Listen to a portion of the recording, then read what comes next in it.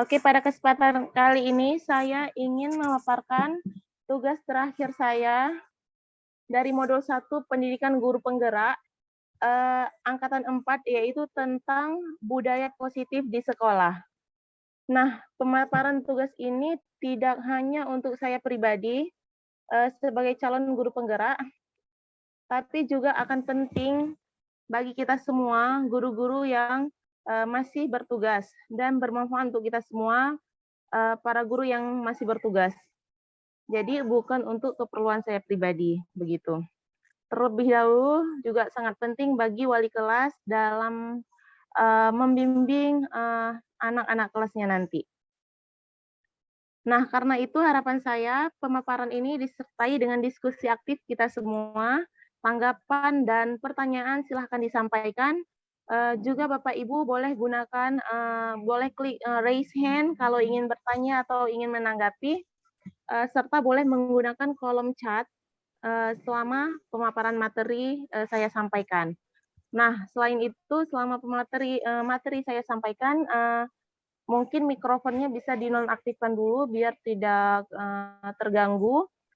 Lalu jika ada yang ingin disampaikan, saat saya sedang memaparkan materi boleh menggunakan raise hand tadi atau kolom chat tadi. Begitu ya Bapak Ibu, bisa dimengerti ya? Oke, baiklah, kita langsung mulai aja. Saya mau share screen sekalian dalam menjelaskan ini. Ini dia. Oke. Materi yang akan saya sampaikan hari ini adalah tentang budaya positif, yaitu materi terakhir dari modul 1, yang kami pelajari selama, pelatihan guru penggerak. Nah, jadi, ada 7 hal penting ya, ada 7 hal penting. Bisa lihat, share screen-nya nggak Bapak Ibu? Kelihatan? Kelihatan ya? Oke, Jadi, ada 7 hal, 2, 3, 4, 5, 6, 7 hal ya, 7 hal penting yang perlu kita ketahui terkait penerapan, budaya positif di sekolah, yaitu ini pindah ke sini kayaknya. Perubahan paradigma belajar, lalu disiplin positif, dan motivasi perilaku manusia, kemudian kebutuhan dasar, posisi kontrol, keyakinan kelas, sama segitiga restitusi. Nah, yang pertama adalah perubahan paradigma belajar ya. Tentang perubahan paradigma belajar ini, ada beberapa paradigma ya yang ternyata selama ini merupakan kekeliruan kita gitu ya. Jadi sebagai guru, saya rasa hampir semua dari kita pernah melakukan kekeliruan ini ya. Yaitu kalau terlebih dahulu kita jadi sebenarnya ya sebelum mengajar itu terlebih dahulu kita perlu merubah paradigma belajar yang selama ini salah kita tempatkan gitu ya. Agar budaya positif di sekolah ini terbentuk, dengan merubah paradigma ini, insya Allah nanti sekolah bisa menjadi lingkungan yang positif, aman, nyaman, dan sehingga murid mampu berpikir dan bertindak dengan benar begitu ya. Apa saja sih kekeliruan yang pernah terjadi, yang mungkin masih terjadi hingga saat ini ya? Yang sesuai dengan teori dari Dr. William Glasser ini ya, yang pertama adalah ilusi guru mengontrol murid ya. Jadi mungkin selama ini ya kita tahu atau saya pribadi ya khususnya merasa bahwa murid-murid yang patuh di sekolah itu karena kehebatan kita begitu ya, karena guru atau kita mampu mengontrol atau memberi arahan atau kepada ya, khususnya murid-murid yang terlihat patuh di kelas atau di sekolah.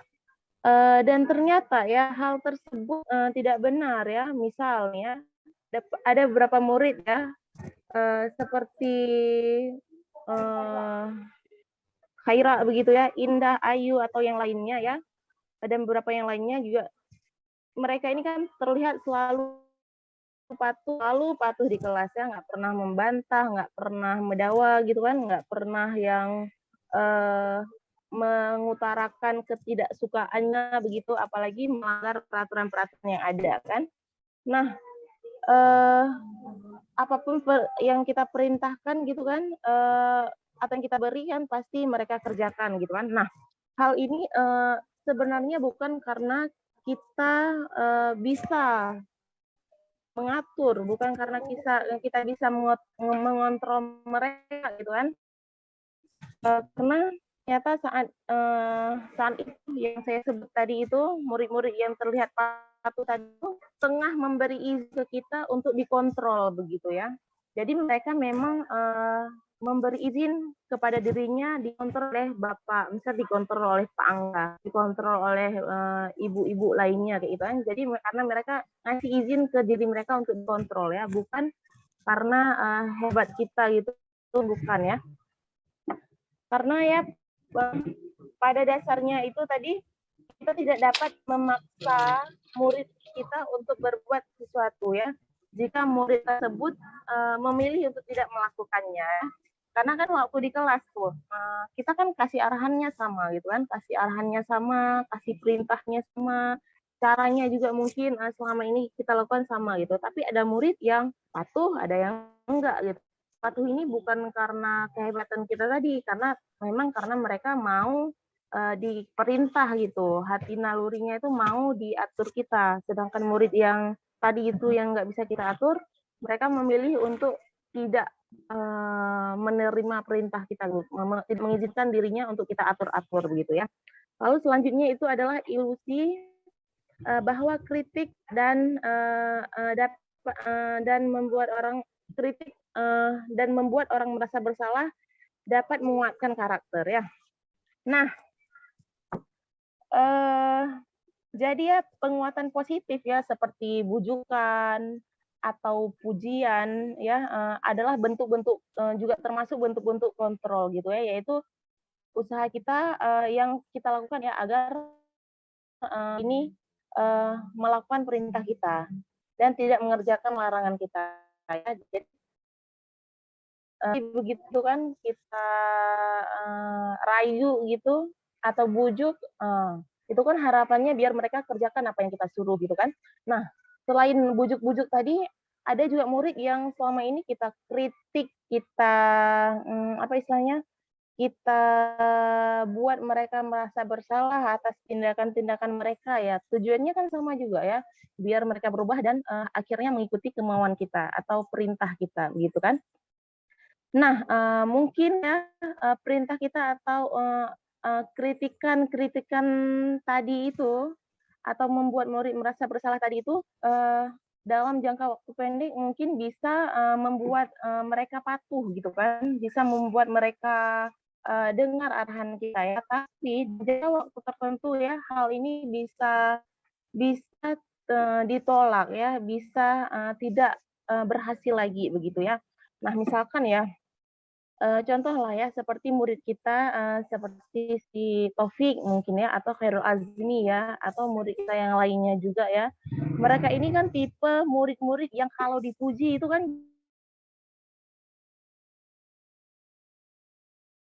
jadi tuh, mereka tuh kayak Angga bilang tuh, "Tape icung mbak apa dulu," gitu kan, dinaikin dulu gitu, baru kita kasih perintah, baru mau mereka jalankan ya.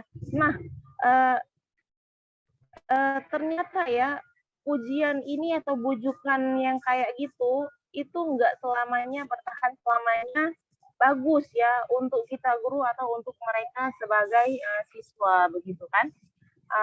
Oke, selanjutnya ini kok seret-seret gitu.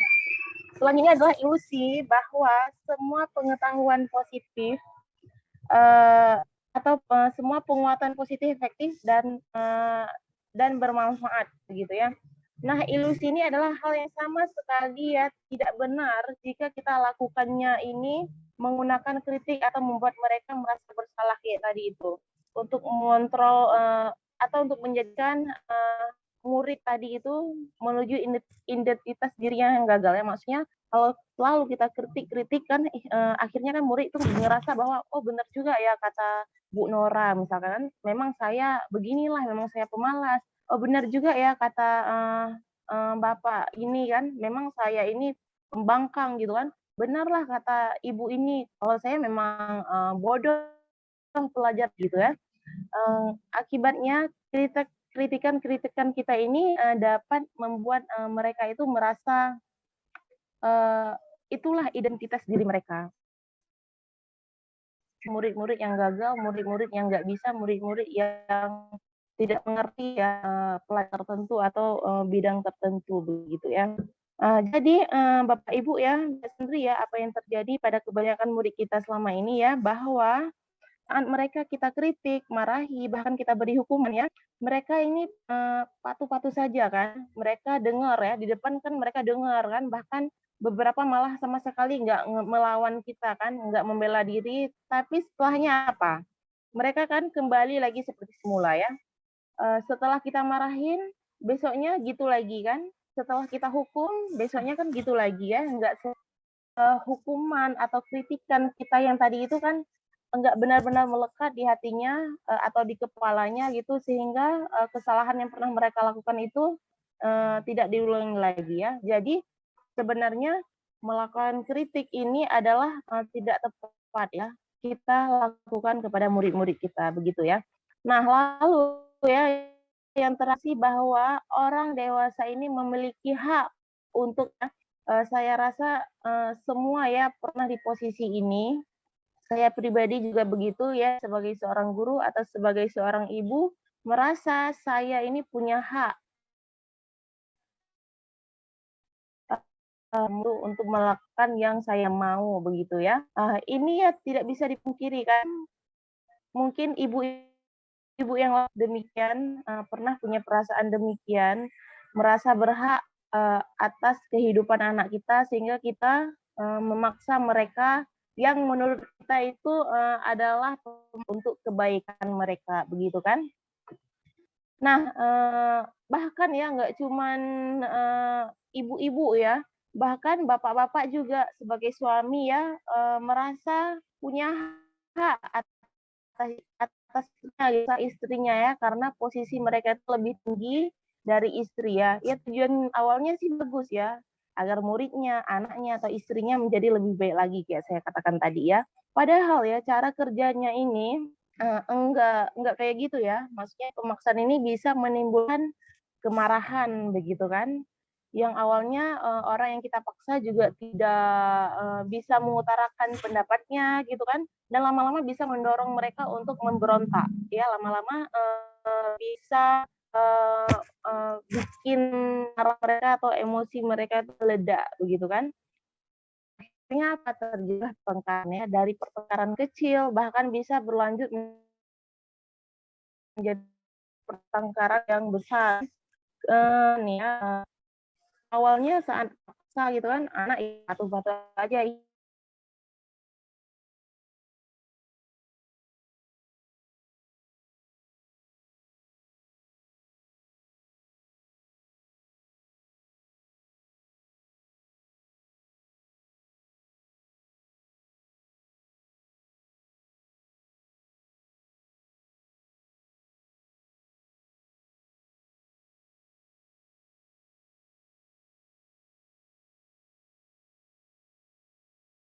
Kalau saya pribadi ya semua kekeliruan ini ya pernah saya lakukan ya. Yang apa tadi ilusi guru mengontrol murid pernah ya. Yang kritik murid ya juga pernah ya. Terus yang memuji-muji murid juga biar mereka patuh juga pernah gitu kan. Semua pernah dilakukan bahkan yang ya Bu makasih ya. Bahkan yang nomor 4 ini lebih parah ya, nggak cuman murid yang saya paksa-paksa, anak saya pun ya, kayak Bulan gitu kan, juga pernah jadi korban pemaksaan ibunya begitu ya.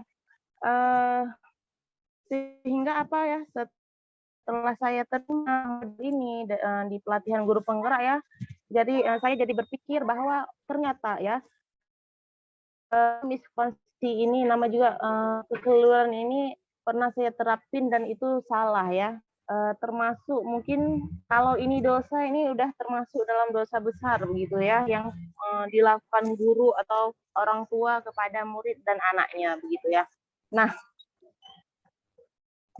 coba ya sebelumnya kita mau sharing dulu ya. Mungkin Bapak Ibu pernah melakukan berapa kekeliruan sih yang pernah Ibu lakukan gitu? Satu ada ilusi guru mengontrol murid.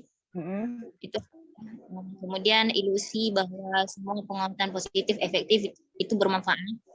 Itu ada. Kemudian bahwa orang dewasa ya itu juga ada. Lebih-lebih kita kan guru agama selalu menekankan kewajiban sopan santun terhadap orang tua itu kan lebih lagi itu. Tapi kalau nomor duanya ilusi bahwa kritik dan membuat orang merasa bersalah dapat menguatkan karakter itu enggak. Kayak ini kalau nomor 2 merasa kita memojokkan mereka ya. Belum pernah ya? Ya, bukan belum pernah, tapi ada mungkin karena tidak sering bahkan mungkin sekali-sekali terkadang sehingga kita lupa bahwa ini apa enggak. Kalau yang ini hampir keseringan makanya keingat. Iya. Oke ya. Oke, yang lain pernah nggak sih mengkritik gitu ya, sehingga kritik keras gitu ya, kayak kamu lagi, selalu kamu begitu kan? Pak Angga mungkin boleh sharing Pak terkait paradigma belajar ini.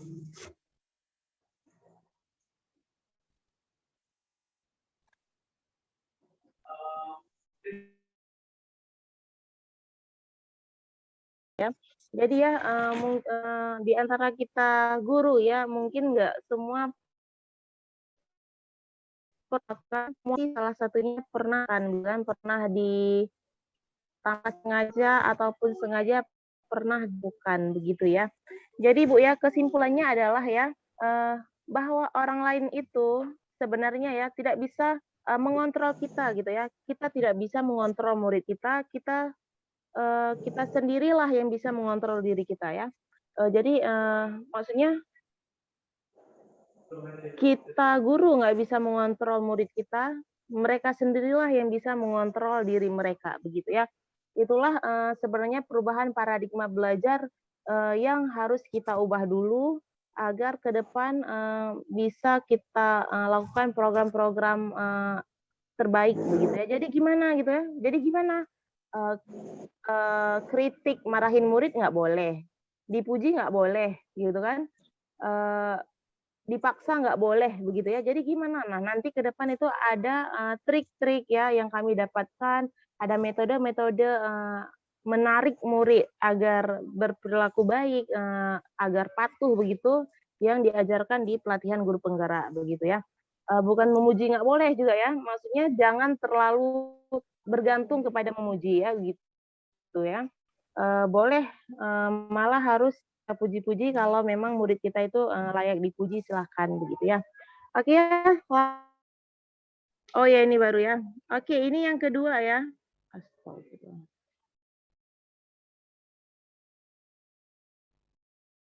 Disiplin ya. Nah saat apa ya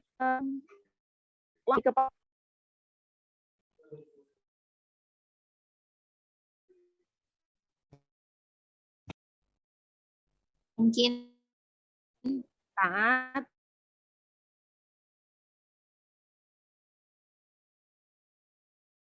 oke bisa Ustazah boleh ulang lagi nggak? Ustazah pakai cara apa sih dalam mendisiplinkan siswa? Tadi nggak ke record, hilang sinyalnya. Tadi ada gambaran siswa yang telat datang sekolah dihukum cabut rumput apalagi. Iya. Nah seperti itu juga kan lebih kurang seperti itu kalau misalnya terlambat gitu ya. Kalau misalnya jam pose biasanya itu sering kan mereka telat masuk kebutuhan kita itu biasanya agak apa ekstrim sedikit. Kami suruh post up. Habis itu kalau misalnya ada dalam ruangan belajar itu ada yang buat keributan, kadang-kadang saya suruh berdiri. Saya hukum. Nah, apa yang sudah saya jelaskan tadi bisa dimengerti tuh.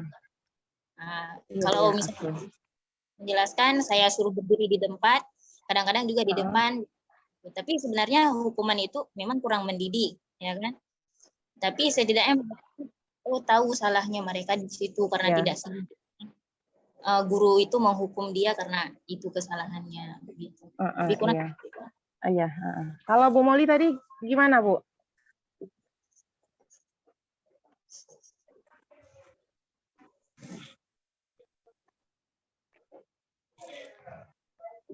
Suaranya Bu Moli nggak kedengaran di sini. Itu ini apa tuh suaranya dulu? Moodnya jangan dipamer kayak gitu.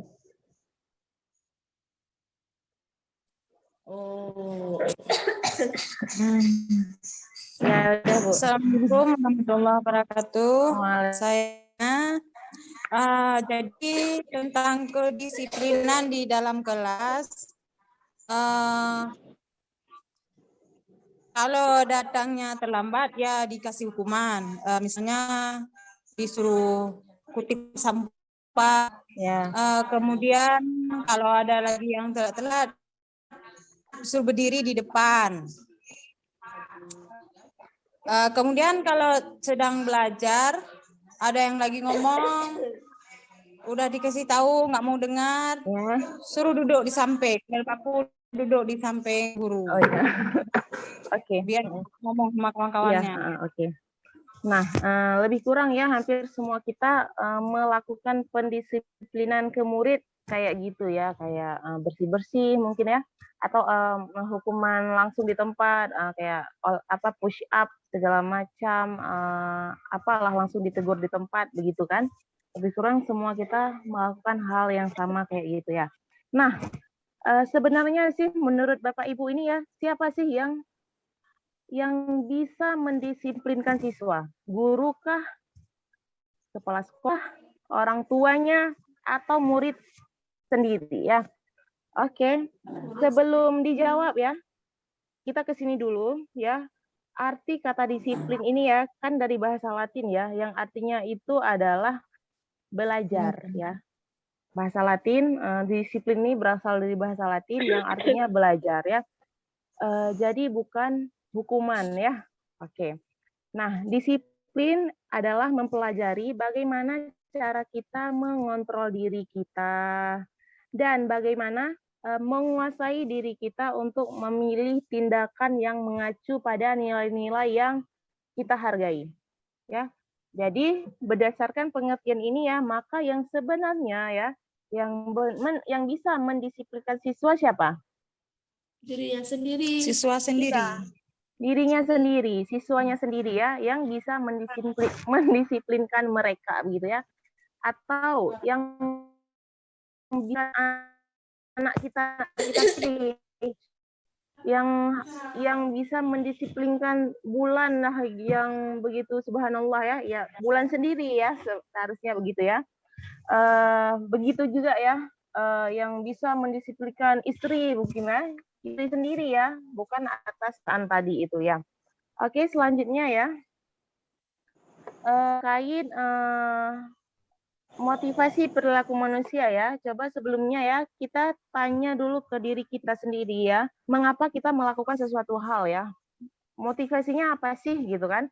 Misal seperti kita nih atau Bapak Ibu ya yang rela jauh-jauh ke sekolah untuk apa? Ya, apa semata-mata karena dorongan hati untuk mencerdaskan kehidupan anak bangsa gitu, atau karena dorongan rasa tanggung jawab gitu ya, karena udah ambil profesi ini jadi merasa harus bertanggung jawab, suka nggak suka ya terpaksa harus bertanggung jawab gitu menyelesaikannya, atau karena dorongan ekonomi mungkin ya atas motivasi apa begitu ya.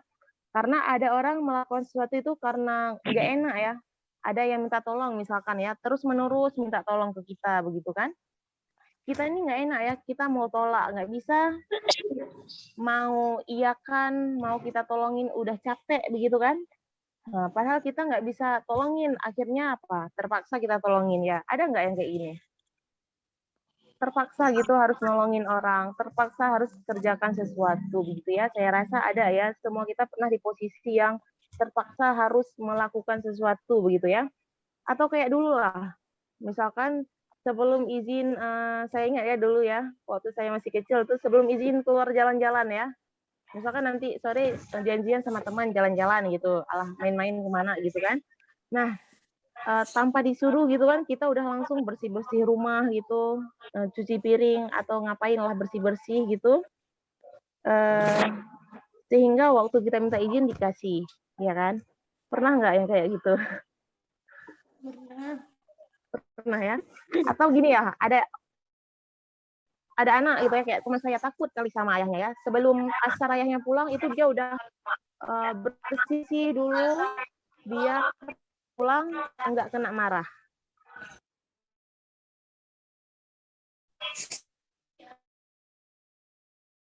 Menurut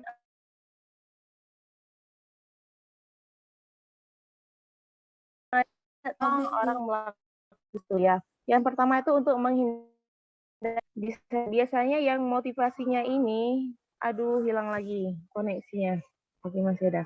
Biasanya yang orang-orang atau anak-anak yang motivasinya untuk menghindari hukuman ini akan bertanya ya, apa yang akan terjadi jika mereka tidak melakukannya?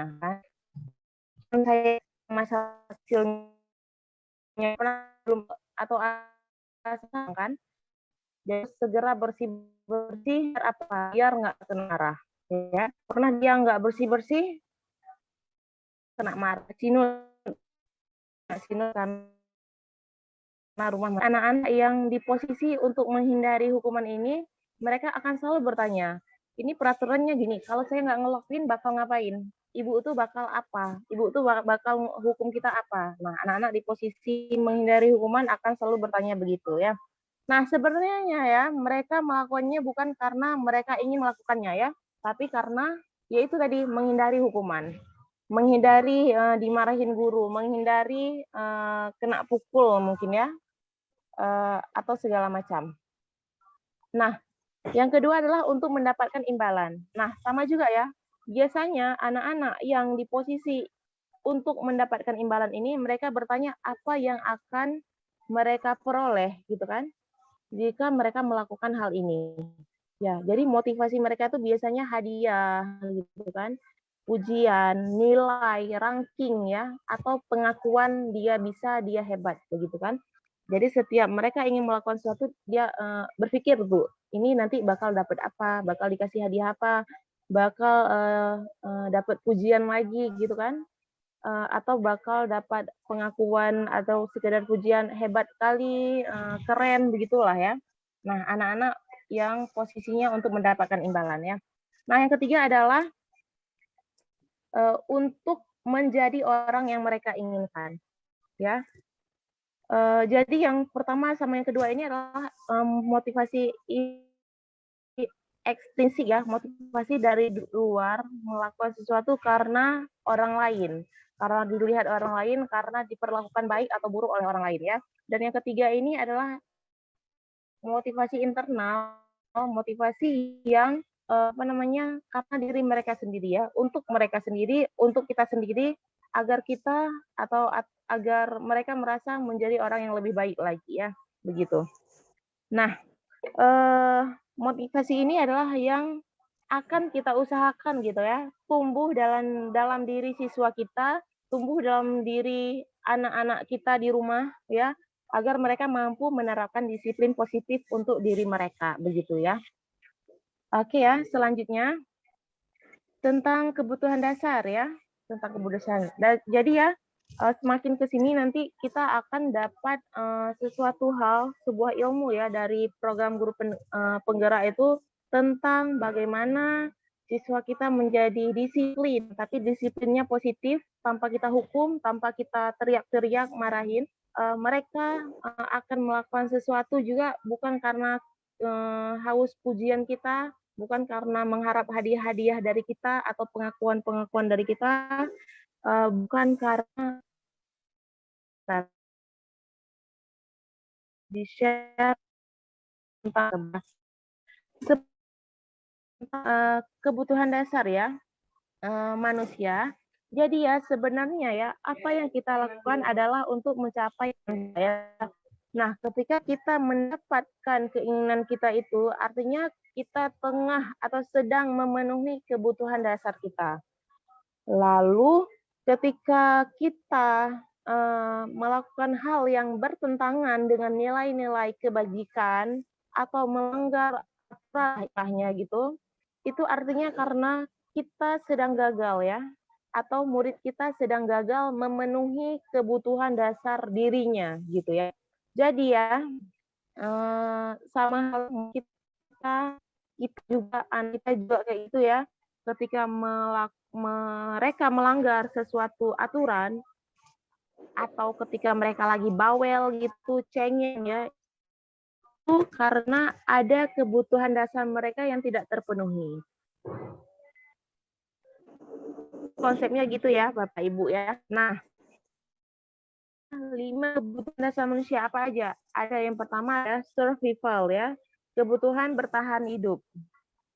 Nah, kebutuhan bertahan hidup ini ya sifatnya fisiologi ya, untuk bertahan hidup. Misalnya karena kesehatan, rumah, makanan ya. Kalau tidak terpenuhi gimana? Ya, misalnya nih ya, kan ada tuh kasus-kasus di televisi ya, akhirnya ada info atau kabar berita nenek nekat mencuri gitu kan ada tuh nekat mencuri singkong apalah gitu ya, atau nekat mencuri kayu bakar gitu ya, karena kelaparan ya. Terus ada juga pernah ada kasus ya, ibu-ibu nekat mencuri susu formula ya, karena anaknya butuh, kelaparan, dia nggak mampu beli ya. Jadi ketika kebutuhan dasar manusia, kebutuhan bertahan hidupnya terancam, tidak bisa dia penuhi, gitu kan? Nah, mereka akan melanggar aturan ya, apa itu aturan yang diberlakukan manusia, atau bahkan aturan Tuhan sekalipun akan dilanggar, begitu ya. Nah, begitu. Terus yang kedua adalah cinta dan kasih atau belonging. Nah, ini adalah berhubungan dengan psikologis ya. Jadi kebutuhan dasar kedua, 3, 4 tuh, kelima itu semua berhubungan. Jadi terima keberadaannya ya, baik diterima oleh teman, kelompok, guru, bahkan ingin diterima oleh orang tua mereka ya. Kebutuhan ketika kebutuhan ini tidak kan di rumah ya, misalkan akhirnya si anak atau murid kita ini jadi cari perhatian gitu kan per mereka. Atau anak-anak kita di rumah juga gitu kan, ketika kebutuhannya mendapat cinta dan kasih sayang ini nggak terpenuhi, mereka akan berlaku melakukan sesuatu yang menjengkelkan gitu ya, caper lah gitu kan, bikin ini itu yang salah, sengaja bikin salah biar kita tegur, biar kita marah gitu kan. Bahkan yang mengerikan itu mereka bisa nyari kasih sayang dari orang-orang yang tidak tepat ya di rumah mereka gitu kan. Biasanya anak-anak broken home gitu kan, jadi masuk dalam kelompok yang salah, misal terjerumus narkoba karena teman-teman di kelompok pemakai narkoba inilah yang perhatian sama dia, yang dengerin dia, yang memberi kasih sayang ke dia gitu kan. Atau bahkan ada anak gadis yang pacaran salah gitu kan, karena pacar ini yang Tuhan dasar dia yaitu dicintai, disayangi begitu ya. Sehingga yaitu ketika mereka nggak dapat di rumah, mereka bisa cari keluar dan itu bisa membahayakan kehidupan mereka. Lalu ada kebutuhan dasar penguasaan ya, ini kebutuhannya untuk diakui ya kemampuan mereka. Biasanya ya berhubungan dengan mencapai sesuatu, yaitu menjadi terampil, diakui prestasinya, dihargai, didengarkan begitu. Oleh siapa? oleh orang tuanya, bahkan oleh kita guru-gurunya ya. Jadi anak dengan kebutuhan ini biasanya ini bakal cocok sekali jadi pemimpin ya. Karena mereka biasanya tampilnya rapi gitu kan, ingin memperoleh hasil yang baik begitu.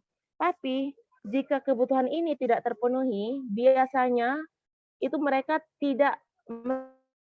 merasa tidak dihargai ya, pendapat mereka disepelekan begitu kan, usaha mereka dikecil, disepelekan. Nah, akhirnya apa? Mereka jadi bodoh amat gitu ya. Apalagi kalau sering dibanding-bandingkan dengan temannya, dengan kakaknya atau adiknya, saudaranya. Nah, mereka malah menjadi pemalas begitu ya. Kalau anak yang ditambah dengan akhirnya ya untuk menunjukkan kalau mereka ini hebat ya. Begitu. Alasan kesalahan pertamanya apa? Yaitu tadi karena dia tidak dihargai, kemampuan dia tidak diacukan begitu kan, sehingga penguasaan dirinya yang ingin tampil dihargai, ingin tampil terampil itu jadi terkecoh sehingga melakukan kesalahan-kesalahan yang fatal begitu ya. Lalu setelah ada kebebasan ya, yaitu Tuhan akan pilih yaitu kebutuhan akan pilihan, begitu kan? Jadi anak-anak dengan kebutuhan ini ya biasanya mau gitu kan, mau.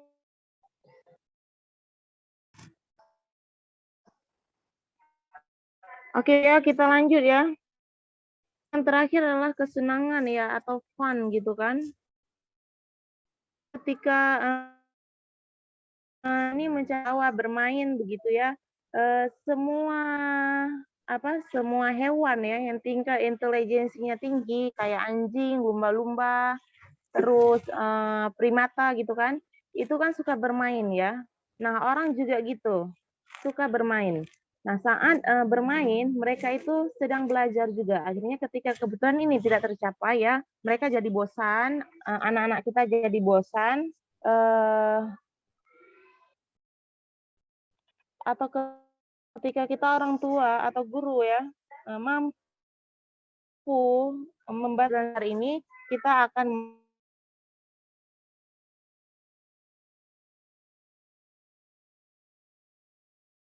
masuk dalam dunia. Pernah seperti apa sih orang tua ini membesarkan anaknya ya, memenuhi kebutuhan dasar anaknya enggak, sekedar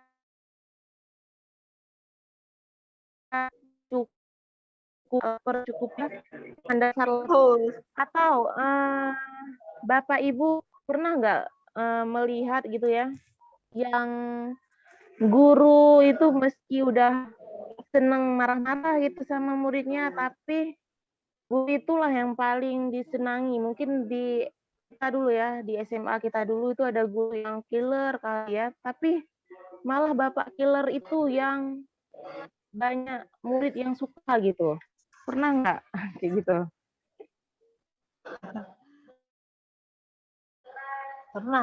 Pernah juga kan? Nah, jadi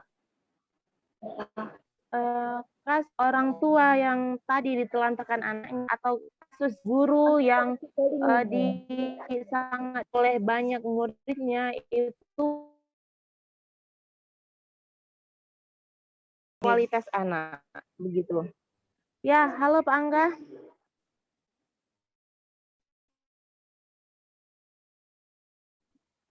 Pak Angga ada Pak Angga cerita kan?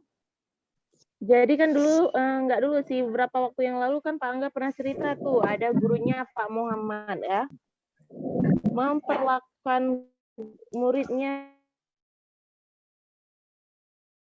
sebaik mungkin, menjadi murid yang dianggap nakal begitu kan, bisa patuh sama Pak Muhammad ini, gitu kan? Nah, kenapa? Karena Pak Muhammad ini sudah masuk dalam dunia berkualitas anak. Bahkan anak yang nakal sendiri pasti dengerin omongan Pak Muhammad. Anak yang katanya nakal tadi itu sama guru lain nggak mempan, sama Pak Muhammad mau masuk, mau belajar ya.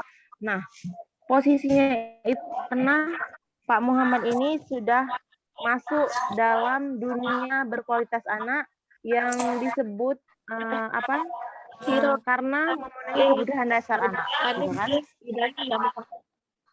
Oke ya. Jadi ya, bulan lalu itu saya udah sebarkan angket ke anak-anak kita semua kelas ya, terkait kebutuhan dasar mereka. Jadi mereka isi angket sehingga adalah jawaban ya. Dari 4 kebutuhan dasar tadi itu, selain bertahan hidup ya, karena semua orang kan ingin bertahan hidup ya. Dari keempat kebutuhan dasar tadi, yang bikin kaget, anak-anak kita ini, murid-murid kita ini hanya terbagi pada 2 kebutuhan dasar aja, yaitu penguasaan sama kebebasan ya. Itu kan Ibu bisa lihat ya di ini, yang power itu kayak Halimatus Sa'diyah, Taslima ya, Cutari, Anis, Khaira dan lain-lain, Maturidi juga, Rahmat Balia dan lain-lain. Itu kebutuhan dasar pertama mereka itu power, penguasaan ya. Kebutuhan lain mereka juga perlu, tapi enggak sebesar keperluan mereka atas pemenuhan kebutuhan yang power ini atau penguasaan ini. Sedangkan yang kebebasan kayak Rizka Diana, Roliza, siapa lagi, Syahrul Rizal, Tihasna dan lain-lain, itu mereka butuh kebebasan gitu kan. Kebutuhan utama mereka itu kebebasan gitu. Nah,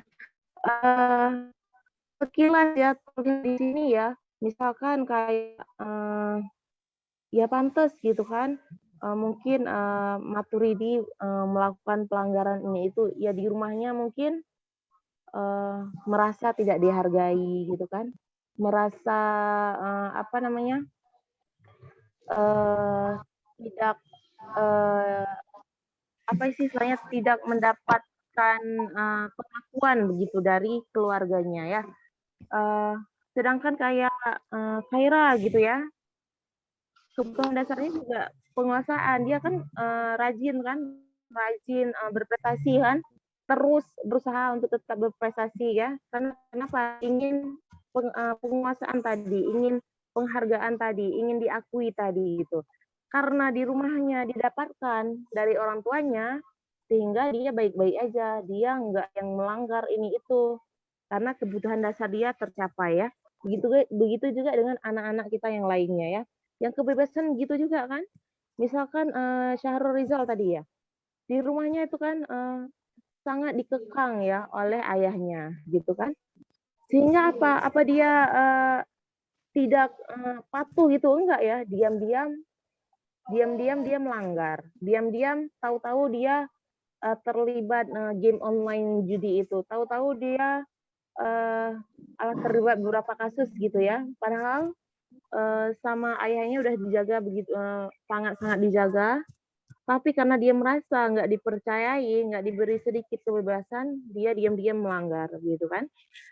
Gitu juga yang lain, kayak misalkan Ayu Mulia begitu ya.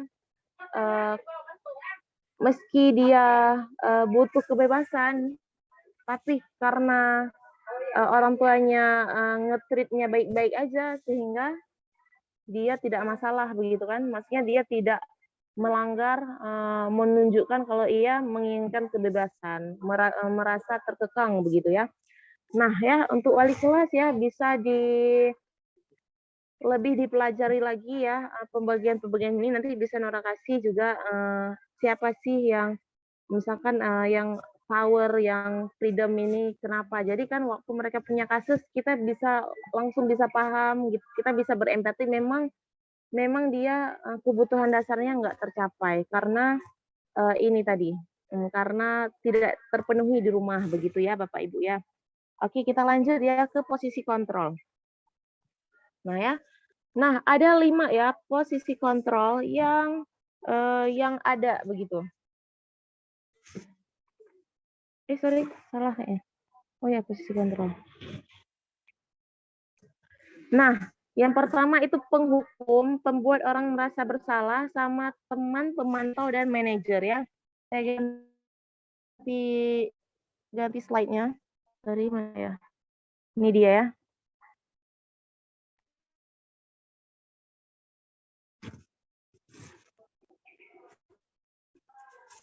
Kecil kali ya. Sebentar.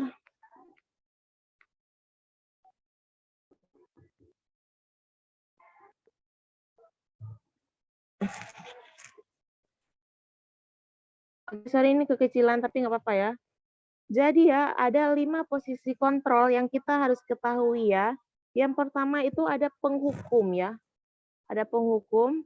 Nah, biasanya guru dengan posisi kontrol penghukum ini ya, mereka ini suka menghardik, nunjuk-nunjuk, marah-marah gitu kan, menyakiti, menyindir. Ya. Lalu ada ada guru yang di posisi pembuat orang merasa bersalah. Ya, biasanya guru-guru dengan posisi kontrol ini beliau ini biasanya suka ceramah gitu kan. Nasihatnya itu panjang banget nasihat, nggak habis gitu kan. Terus sering menunjukkan kekecewaan yang mendalam ke siswanya. Lalu ada posisi kontrol teman ya. Nah, yang teman ini sering membuatkan alasan untuk murid-muridnya gitu ya. Ada yang pemantau ya. Yang pemantau ini sering menghitung atau mengukur kesalahan siswa.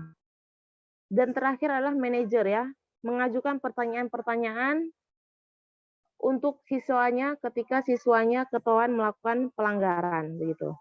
Nah, guru biasanya nih, guru yang penghukum sering berkata apa? Ya, biasanya kata-kata guru penghukum kayak gini ya. Kalau kamu nggak melakukan ini, awas ya. Atau kata-kata lain kayak kamu terus ya yang bikin masalah, nggak tahu malu gitu kan. Kamu lagi ya yang terlambat. Ngapain aja sih di rumah? Masak dulu, apa ngapain di rumah? Nah, gitu ya. Biasanya guru yang penghukum akan kata-katanya seperti itu.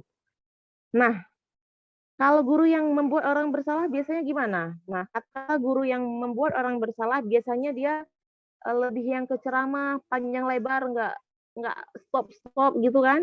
Sama sering mengungkapkan kayak rasa kekecewaan ya. Misalkan gini ya, kamu ini udah ngecewain ibu gitu kan? Ibu sedih atas sikap kamu yang selalu begini. Ibu kecewa kamu melanggar lagi. Ibu sedih kenapa kamu lagi yang melanggar ya. Jadi dia bawa perasaan gitu. Seolah-olah dia sedih ngelihat anaknya melanggar. Begitu kan? Lalu yang teman ya.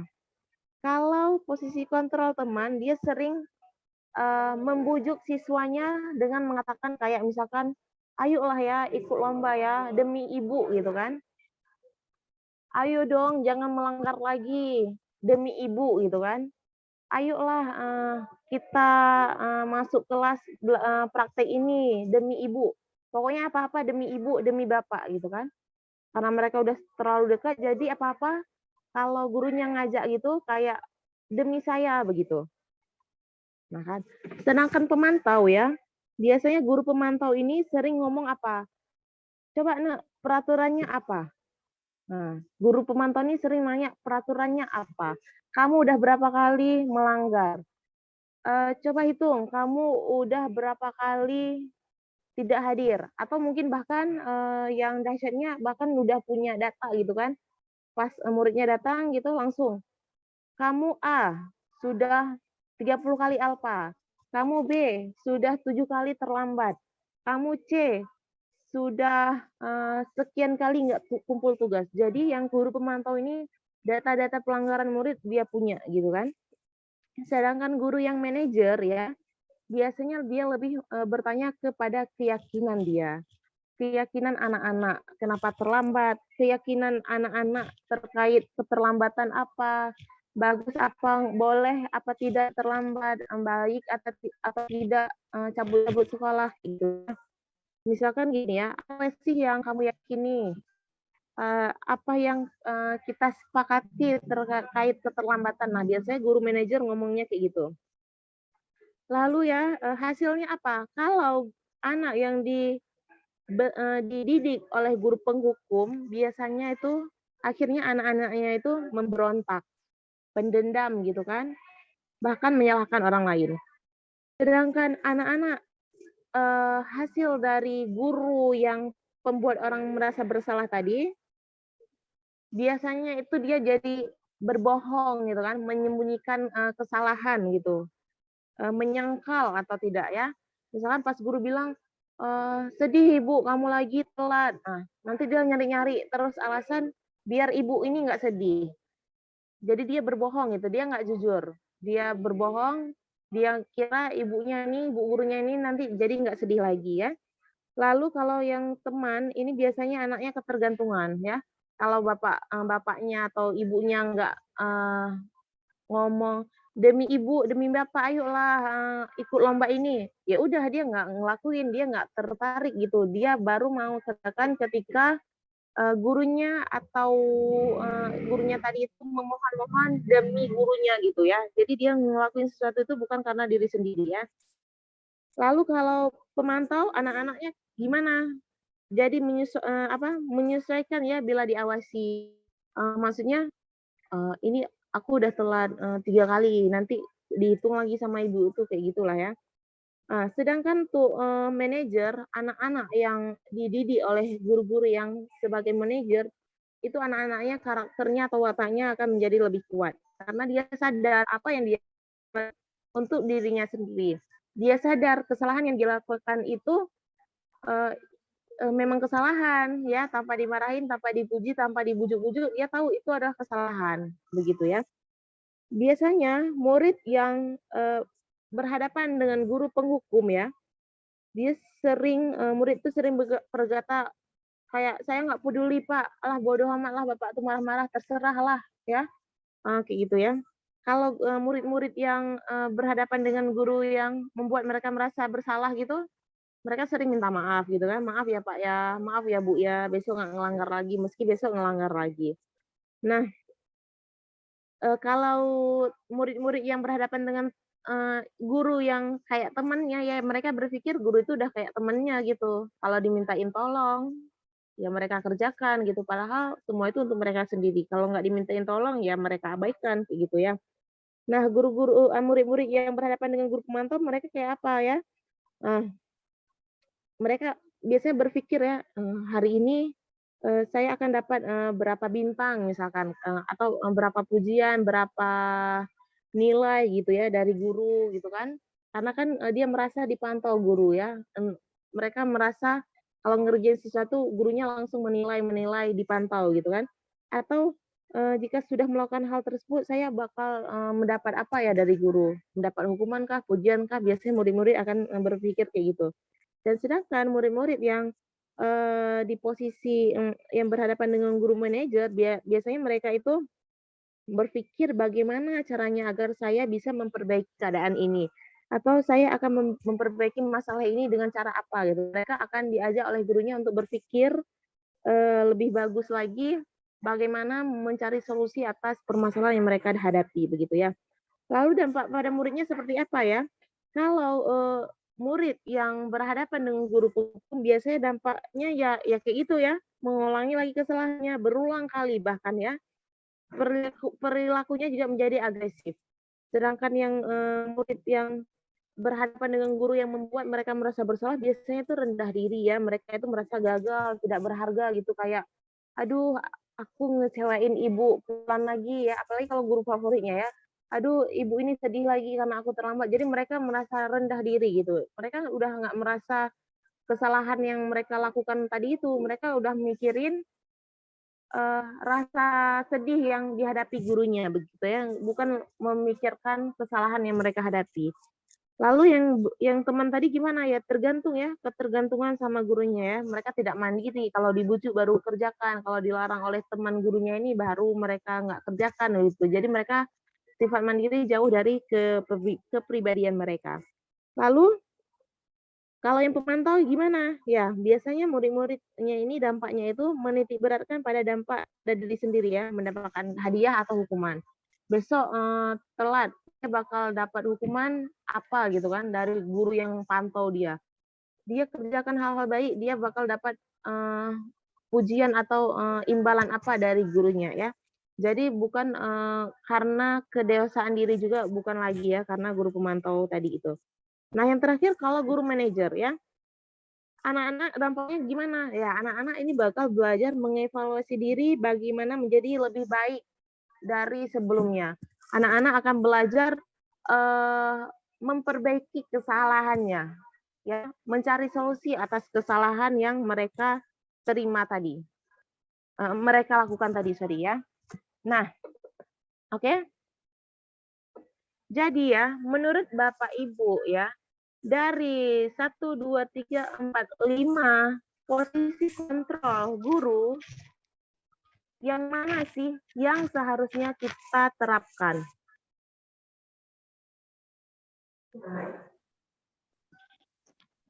Manajer. Yang manajer. Yang lain, Bu Fakiriyah mungkin menurut Ibu yang mana? Yang bagus, yang terbaik begitu?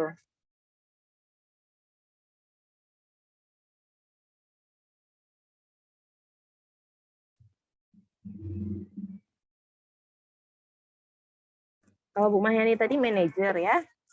Kalau menurut Bu Fakiriyah, atau penghukum aja Bu, biar mereka jera gitu mungkin. Kalau menurut saya itu lebih baik dengan menjadi teman, Bu. Jadi teman.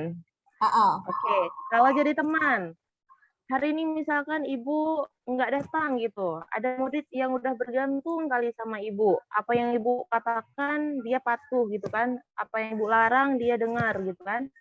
Misalkan nih kasusnya kayak kemarin lah, ada anak yang mau ikut lomba, dibujuk-bujuk oleh temannya, teman yang gurunya yang sebagai teman ini dia mau. Pas gurunya nggak datang, nggak ada yang bujuk dia, sehingga dia nggak mau ikut lomba atau dia nggak mau ngelakuin sesuatu. Apa itu masih bagus? Karena posisi anak ini jadi nggak mandiri lagi, dia bergantung apa kata temennya tadi, apa kata gurunya tadi. Gimana?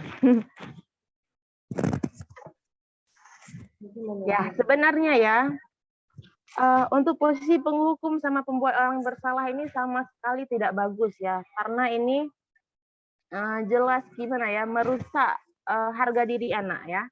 Tapi untuk teman, pemantau sama manajer ini, teman sama pemantau ini masih boleh lah, gitu kan? Masih boleh kita terapin. Tapi jangan terlalu berlebihan ya, gitu ya. Jadi kalau yang posisi teman, nggak semua anak bisa jadi teman kita ya, paling 1-2 anak aja yang memang benar-benar deket banget sama kita gitu kan. Sehingga anak-anak yang lain gimana? Akibat jangka panjangnya juga nggak bagus ya, anak-anak ini jadi bergantung kepada kita ya. Bagus kita bisa jadi teman anak-anak, tapi sekedarnya bukan membuat mereka nggak mandiri lagi. Yang pemantau gitu juga ya, apalagi kalau kita wali kelas gitu kan, ya kita harus punya data, anak A berapa pelanggaran sudah dilakukan, anak B berapa, si A, si B apa aja pelanggaran yang dilakukan semester ini ya, ya memang harus jadi pemantau, apalagi posisi kita wali kelas gitu kan. Tapi nggak bisa kita terapkan 100% pemantau ini ya, karena pilihan terbaik yaitu manajer. Jadi ke depan kita akan berlatih diri menjadi guru yang sebagai manajer gitu ya, yang mencoba membuka wawasan siswa, mencoba memberi arahan aja ke siswa. Siswanya yang mikir mereka harus apa. Kita beri arahan aja kayak gitu ya, Bapak Ibu ya. Oke ya, untuk posisi kontrol. Nah, ini ya, kita praktik dulu ya. Nomor 1, ada yang bisa nggak bacain? Saya mau lihat intonasinya gitu dari kalimat ini. Bu Nasri mungkin?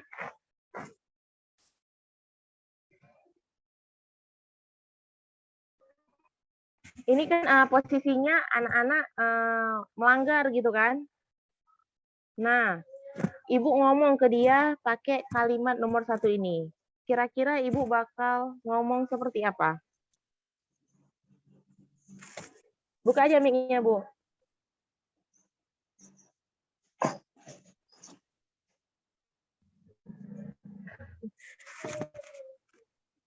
Boleh Bu Nasri, mic-nya buka aja Bu. Ayo. Ayo.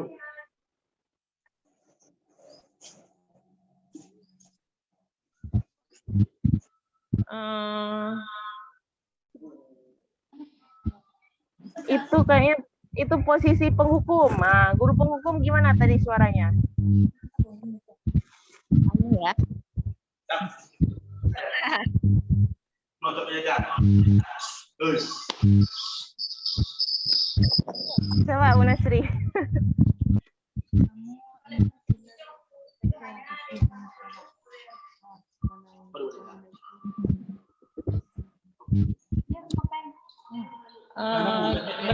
Berarti bukan kita kasih kesempatan dulu untuk dia berubah karena udah kita kasih peringatan. Bukan. Ibu bacain aja kalimat itu. Kalau misalnya belum berubah juga, Bu. Nggak, maksudnya Ibu baca aja kalimat itu dengan posisi Ibu sebagai guru penghukum.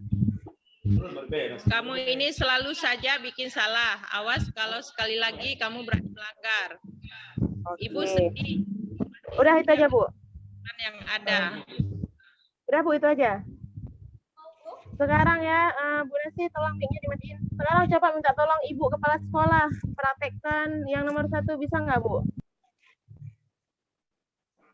Bisa Bu, bisa.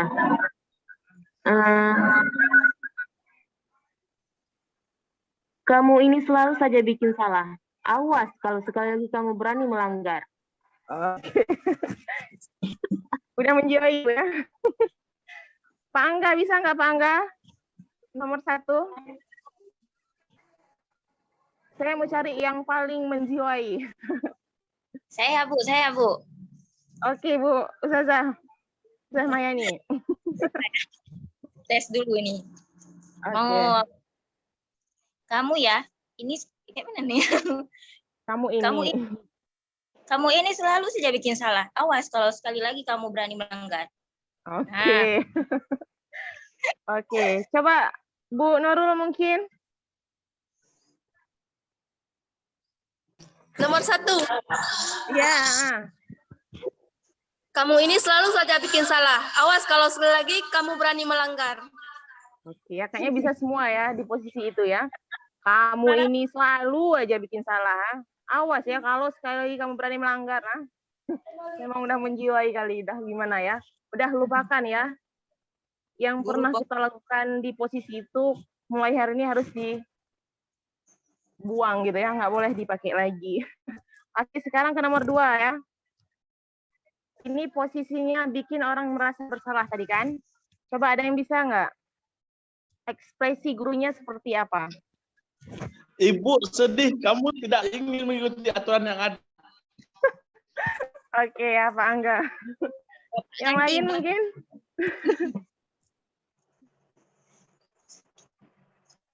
Yang lain satu orang lagi? Gimana? Ini iramanya harus lemah lembut kayak gitu ya. Iya. Biasanya guru agama bisa ini. Aku sedih, kamu selalu tidak mengikuti aturan yang ada. Itulah ya lebih kurang. Ekspresi guru yang membuat anaknya jadi merasa bersalah. Kan anaknya jadi merasa bersalah tuh. Aduh Ibu, bikin sedih lagi Ibu gitu kan. Nah ini yang nomor 3 sebagai teman. Coba Bu Musliana mungkin. Ayo Lana, rajin lagi ya demi Ibu. Iya, Bu Nasri juga udah jago ya. Bagus ya, memang bagus sih ini. Kita bisa dekat sama anak gitu kan. Tapi tidak boleh dominan sehingga anak-anak enggak mandiri lagi begitu. Hanya bergantung ke kita sekali-kali lah gitu ya. Yang keempat, pemantau ini.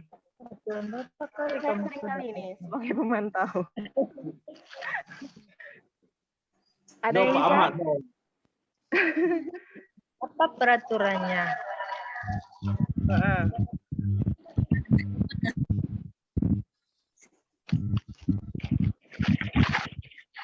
Apa peraturannya? Berapa kali sudah saya... Kamu sudah alfa ya. Jadi ya untuk pemantau sama penghukum ini beda ya. Kalau penghukum tadi itu memang dari hatinya aja udah marah gitu kan, udah gemes sekali gitu ya, emang udah marah-marah, nunjuk-nunjuk, bentak-bentak lah ya. Tapi kalau pemantau dia masih bisa tahan ya, ekspresinya masih terjaga gitu. Dia cuma mau tahu aja peraturannya apa. Kamu udah melanggar berapa kali, udah kayak gitu aja, enggak yang nunjuk-nunjuk marah-marah, nggak kayak gitu ya. Oke, yang terakhir nih sebagai manajer.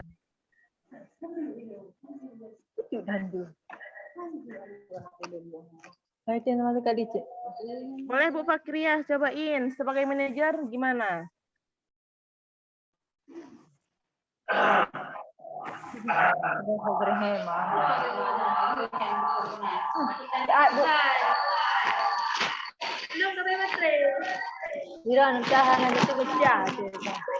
Bagaimana kesepakatan kita? Apakah kamu meyakininya? Jika kamu meyakininya, apa yang akan kamu lakukan? Nah itu ya, jadi sebagai manajer kita kayak mengarahkan mereka berpikir kesalahan yang dilakukan, mengarahkan mereka mencari solusi atas kesalahan yang mereka lakukan ya. Itu Bu ya, jadi disarankan ke depan memang kita dalam memilih posisi kontrol yang manajer. Oke ya, sedikit lagi ya, kita lanjut ke keyakinan kelas ya. Nah, jadi ya Bu ya, setiap tindakan yang kita lakukan di kelas dapat menentukan lingkungan sekolah kita yang seperti apa. Jadi jika kebiasaan di kelas itu baik, semangat gitu kan.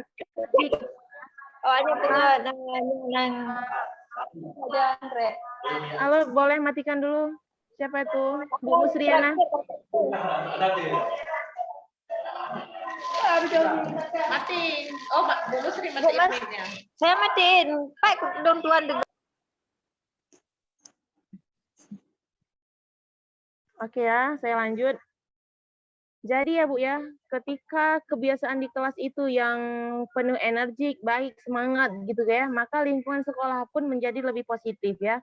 Karena itu penting sekali untuk kita guru-guru pada awal pertemuan itu membuat kesepakatan kelas ya.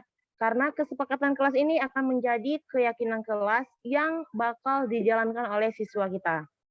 Nah, menurut Bapak Ibu nih, kenapa namanya keyakinan kelas, bukan peraturan kelas? Beda nggak sih feel waktu kita bilang keyakinan kelas sama atau keyakinan sekolah gitu, sama peraturan sekolah? Beda nggak feel-nya? Beda. Beda ya? Bedanya gimana? Kalau keyakinan kayaknya lebih dekat ke apa ya?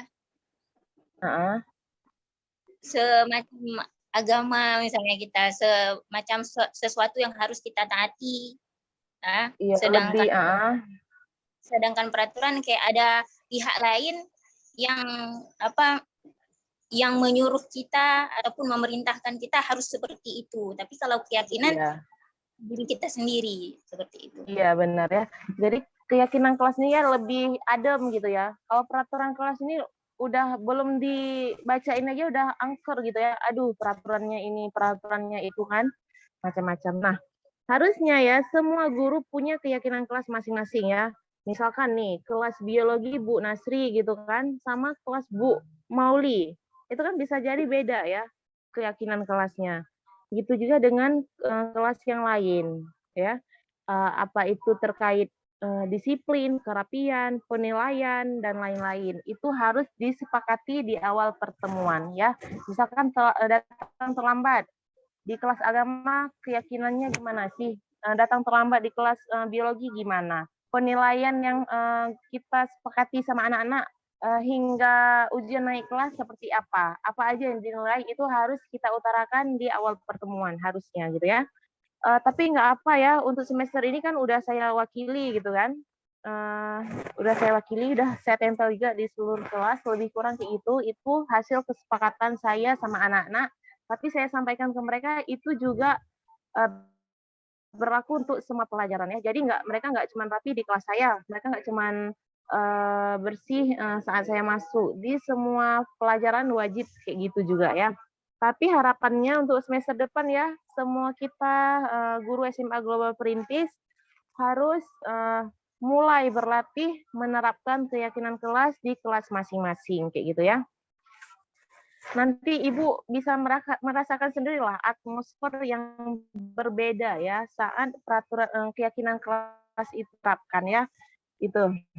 Ya, jadi apa aja sih cara membuat keyakinan kelas itu gimana caranya ya? Pertama itu lebih abstrak ya. Daripada peraturan. Jadi lebih rinci dan ya kalau peraturan itu lebih rinci dan konkret tuh. Tapi kalau keyakinan kelas itu lebih abstrak. Yang kedua itu berupa pernyataan universal dalam bentuk positif ya. Misalkan nih saya contohin yang udah ada kemarin ya. Misalkan ini, mengikuti proses belajar mengajar dengan semangat. Nah, itu kan lebih universal kan. Kalau peraturan kelas mungkin terdengarnya kayak gini. Anak-anak dilarang apa gitu ya? Dilarang duduk diam gitu. Harus semangat saat belajar. Nah, itu kan lebih strict, lebih lebih to the point, enggak enak didengar ya. Sedangkan yang universal bentuk kalimatnya positif mungkin lebih kurang kayak itu. Mengikuti proses belajar mengajar dengan semangat. Jadi mereka nanti mikir sendiri, yang semangat gimana sih, gitu kan. Lalu tidak terlalu banyak ya, sehingga mudah diingat dan bisa dikerjakan oleh semua warga kelas. Jadi makanya harusnya per mata pelajaran. Jadi untuk mata pelajaran ini gimana sih peraturan keyakinan kelas tadi, untuk mata pelajaran lain gimana gitu kan. Kalau digabungin semua mata pelajaran kan jadi lebih besar. Nah, lalu sebaiknya sesuatu yang dapat diterapkan di lingkungan tersebut ya. Nggak usah muluk-muluk, yang sederhana aja yang paling penting untuk saat itu anak-anak lakukan gitu ya. Lalu semua warga kelas hendaknya ikut berkontribusi dalam pembuatan keyakinan kelas lewat kegiatan curah pendapat ya, kayak foto yang udah Nora taruh itu.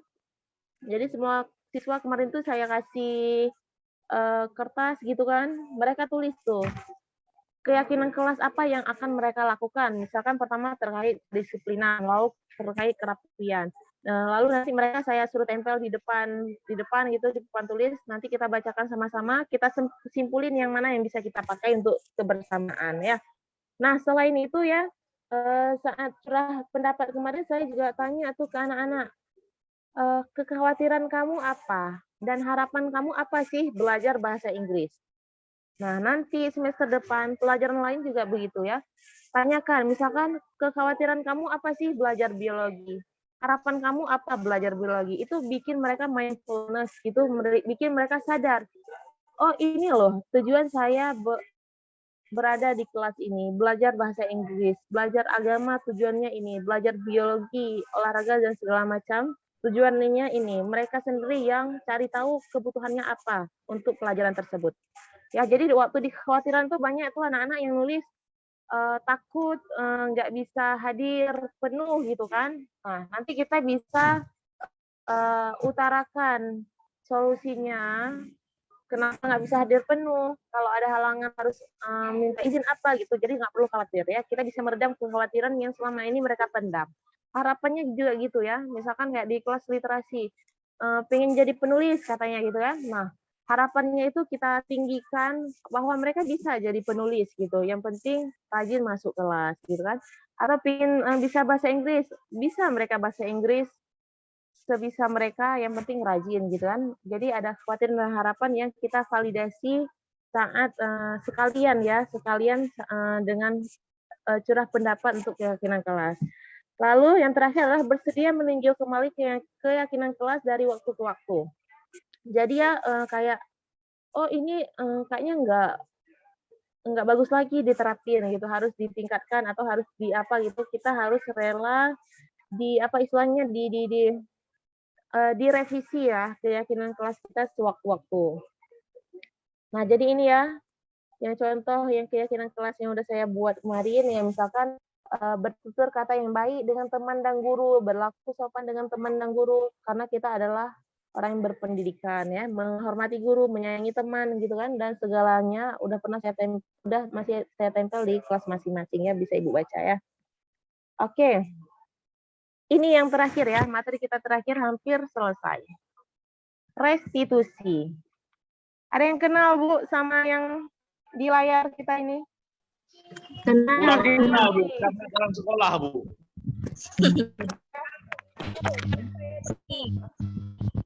Tapi milih mamanya Bang. Ya kan? Jarang sekolah.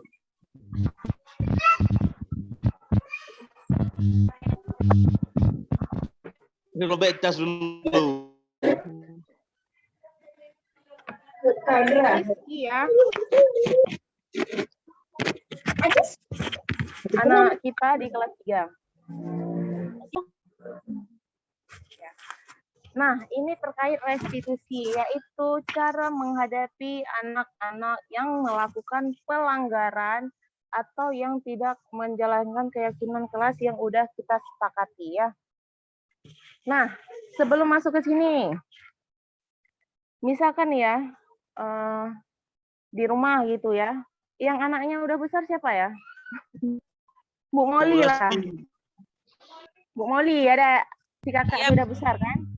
Bu Nurul. Misalkan tuh, lagi makan-makan ya Bu Moli, ada? Mana Bu Moli? Anak itu lagi makan gitu kan, tiba-tiba nyenggol mangkuk kesayangan Bu Moli gitu, tring, pecah gitu kan, makanan tumpah, yang lain belum makan gitu kan, baru dia yang makan duluan, karena udah pecah kan nggak mungkin dia ambil lagi, udah campur-campur pecahan kaca gitu ya. Nah, apa yang akan Ibu lakukan? Bu.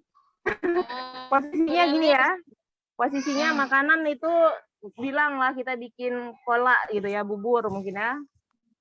Yang lain belum makan, lagi hujan gitu kan, semua kelaparan. Anak kita yang pertama itu udah dia mau makan buru-buru, nggak sengaja kesenggol pecah, tumpah, yang lain belum makan.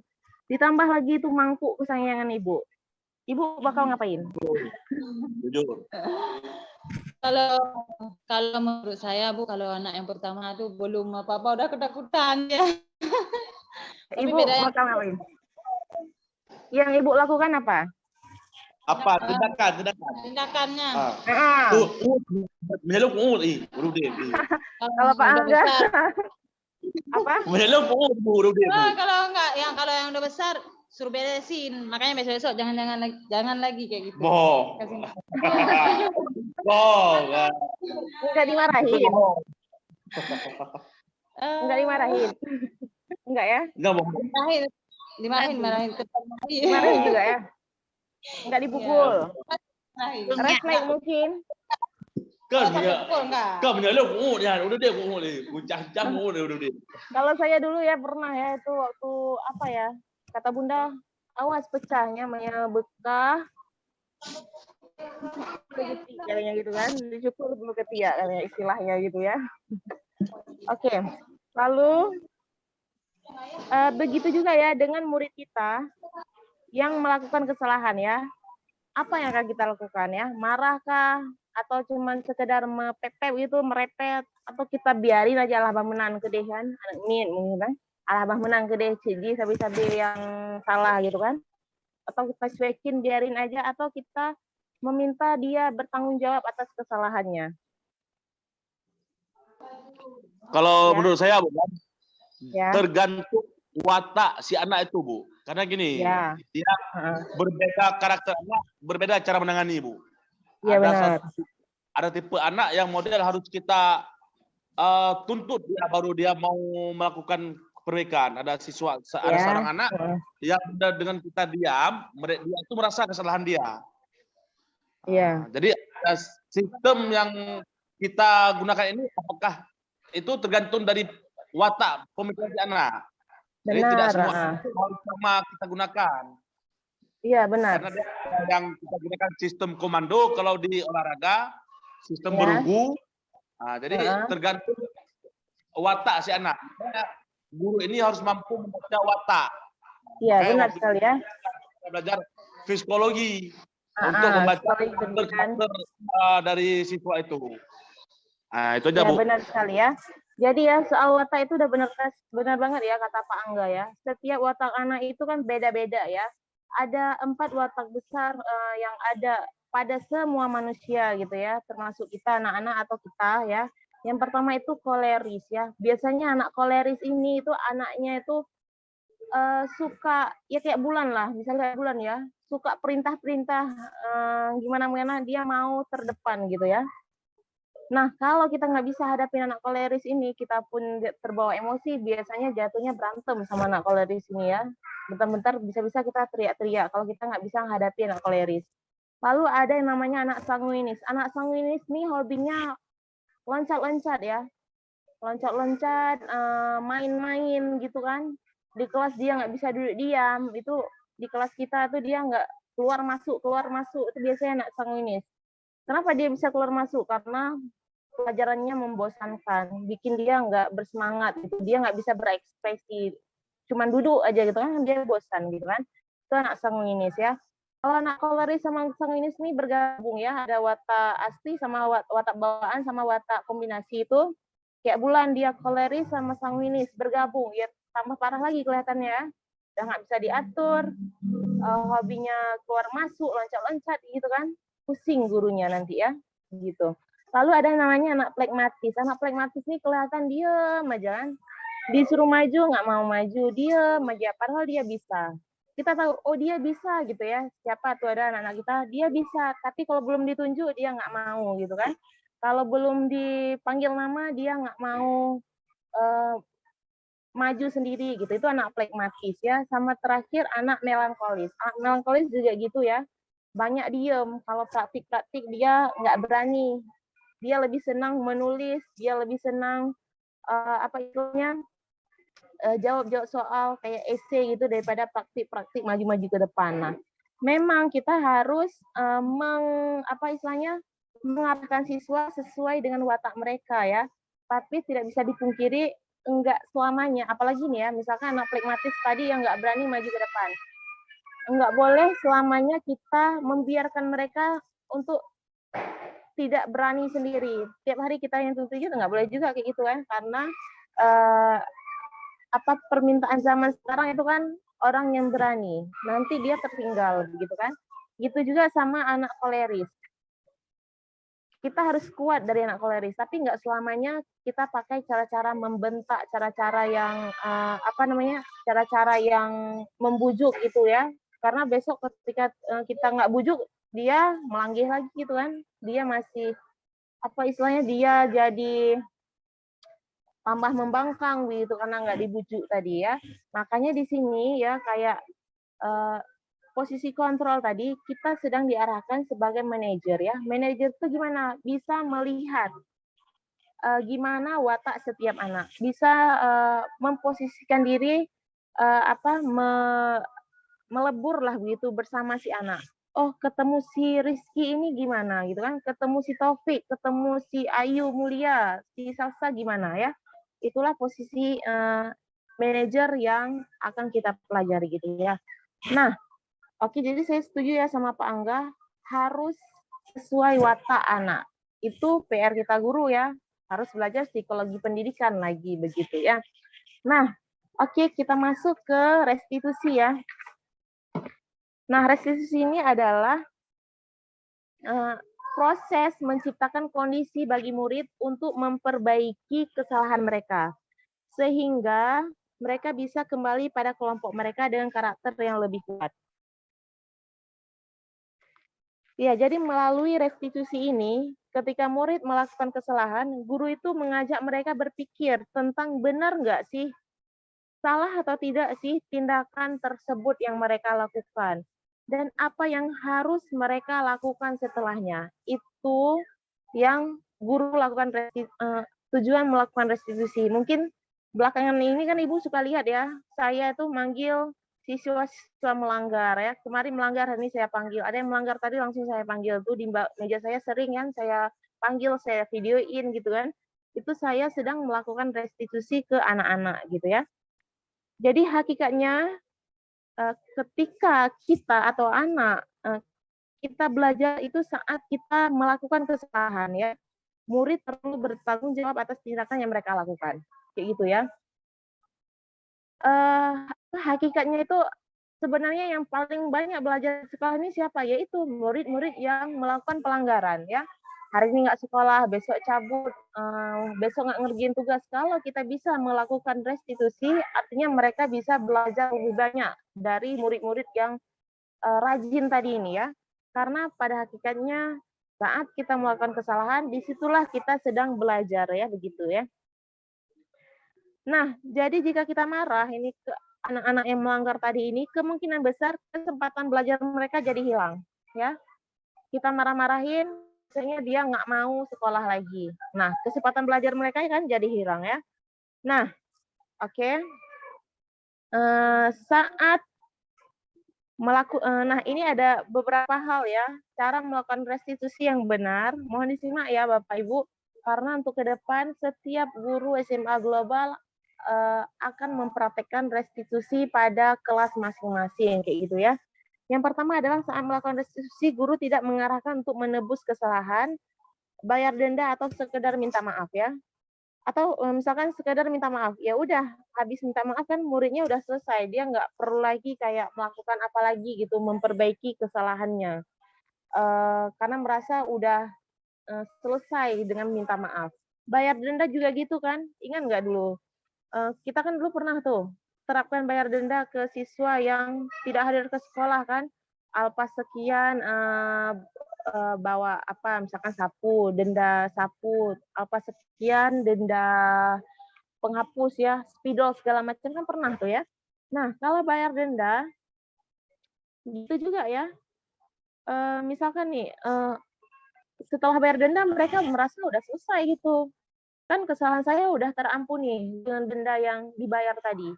Ya, mereka udah nggak mikir kesalahannya ini gimana diperbaiki. Malah mereka mikir ya udahlah nggak sekolah aja, kan nyari duit nih. Nah, habis nyari duit tinggal bayar denda apa, gitu kan? Dia mikirin lebih gampang bayar denda apa daripada ke sekolah gitu. Jadi dia nggak mikir, nggak belajar untuk memperbaiki kesalahannya, kayak gitu ya. Nah, itu salah satu kesalahan yang pernah kita lakukan ya, yang pernah diterapkan sekolah kita dulu kali ya, udah lama banget ya. Lalu yang kedua adalah memperbaiki hubungan. Seharusnya restitusi itu memperbaiki hubungan.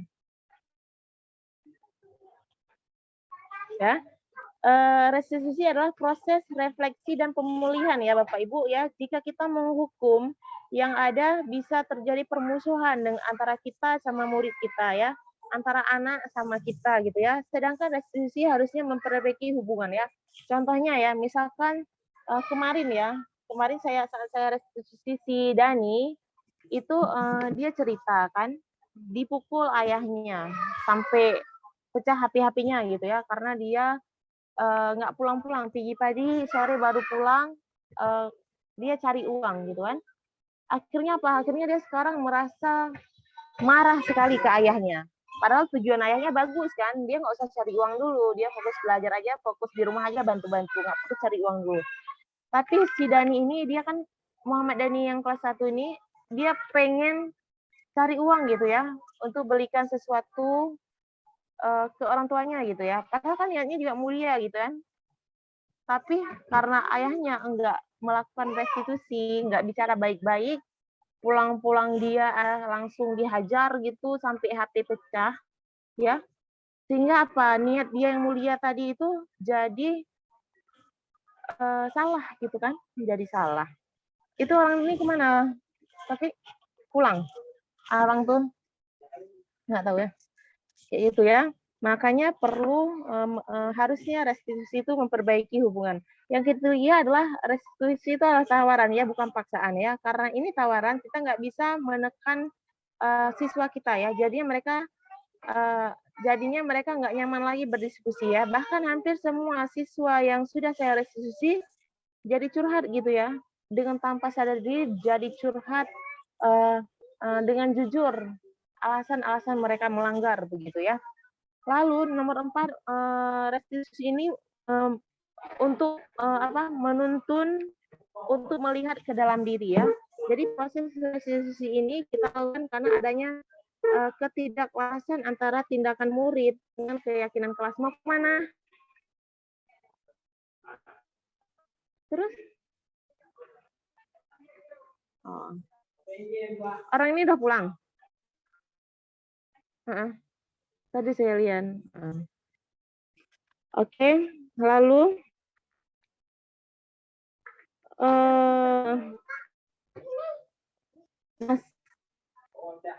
belum boleh pulang ya, disuruh belajar di mandiri ya. Nah, antara tindakan murid dengan keyakinan kelas tadi ini ya, kita harusnya bisa melakukan proses bimbingan. Nanti akan ada pertanyaan-pertanyaan yang bisa kita tanyakan yang membuat siswa kita melihat ke dalam diri mereka lagi ya, bukan sekedar rasa bersalah mereka kayak gitu ya. Misalkan nih, kayak misalkan kamu mau jadi orang seperti apa ya? Itu waktu saya restitusi si Anis kelas 2 tuh, itu dia sampai nangis sesungguhnya ya. Pertanyaannya cuma satu itu, kamu mau jadi apa gitu kan? Jadi orang seperti apa? Ya kan? Itu bisa jadi cerita ibunya yang udah lama meninggal gitu kan. Mungkin selama ini itu yang dipendam-pendam dia gitu kan. Selama ini dia kesepian, kehilangan rasa kasih sayang ibunya gitu kan karena meninggal saat dia bayi kan. Kalau saya nggak melakukan restitusi saat itu, mungkin sampai sekarang saya nggak tahu rasa sakit yang terpendam gitu ya dari murid-murid saya ya. Nah, bagaimana kamu ingin perlakukan ketika berbuat salah? Ini juga saya tanyakan ya, nanti Ibu bisa nonton cuplikannya ke anak-anak kita. Semua anak-anak kita jawab, saya dibilang baik-baik. Saya dipanggil aja ke kantor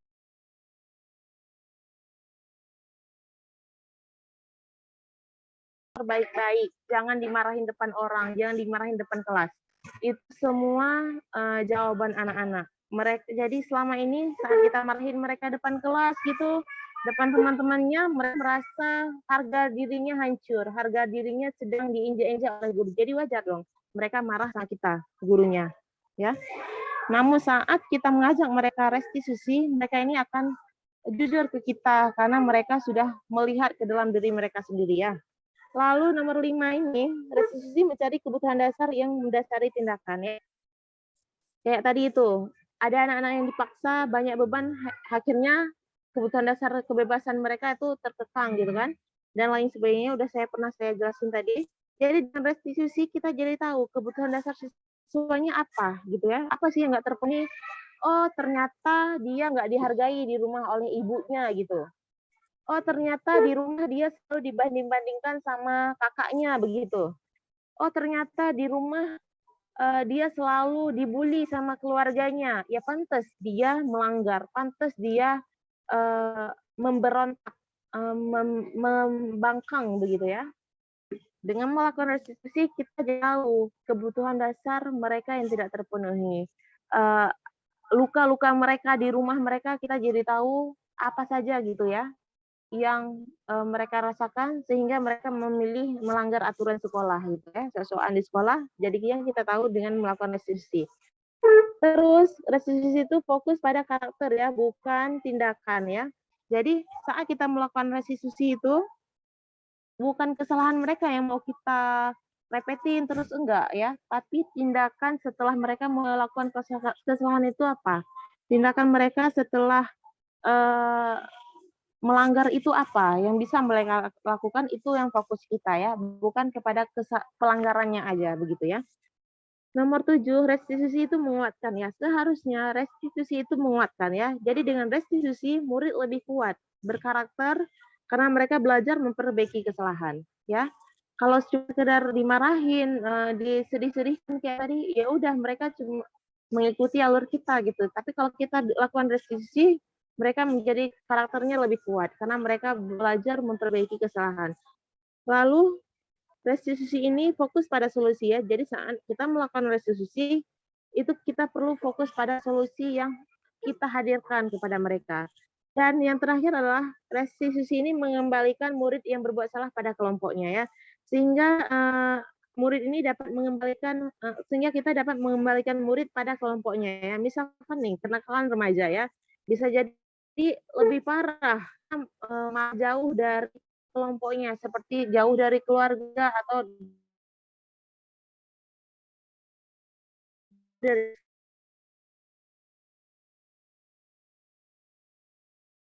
sekolah. Ya ketika aja itu orang telat sering di apa-apa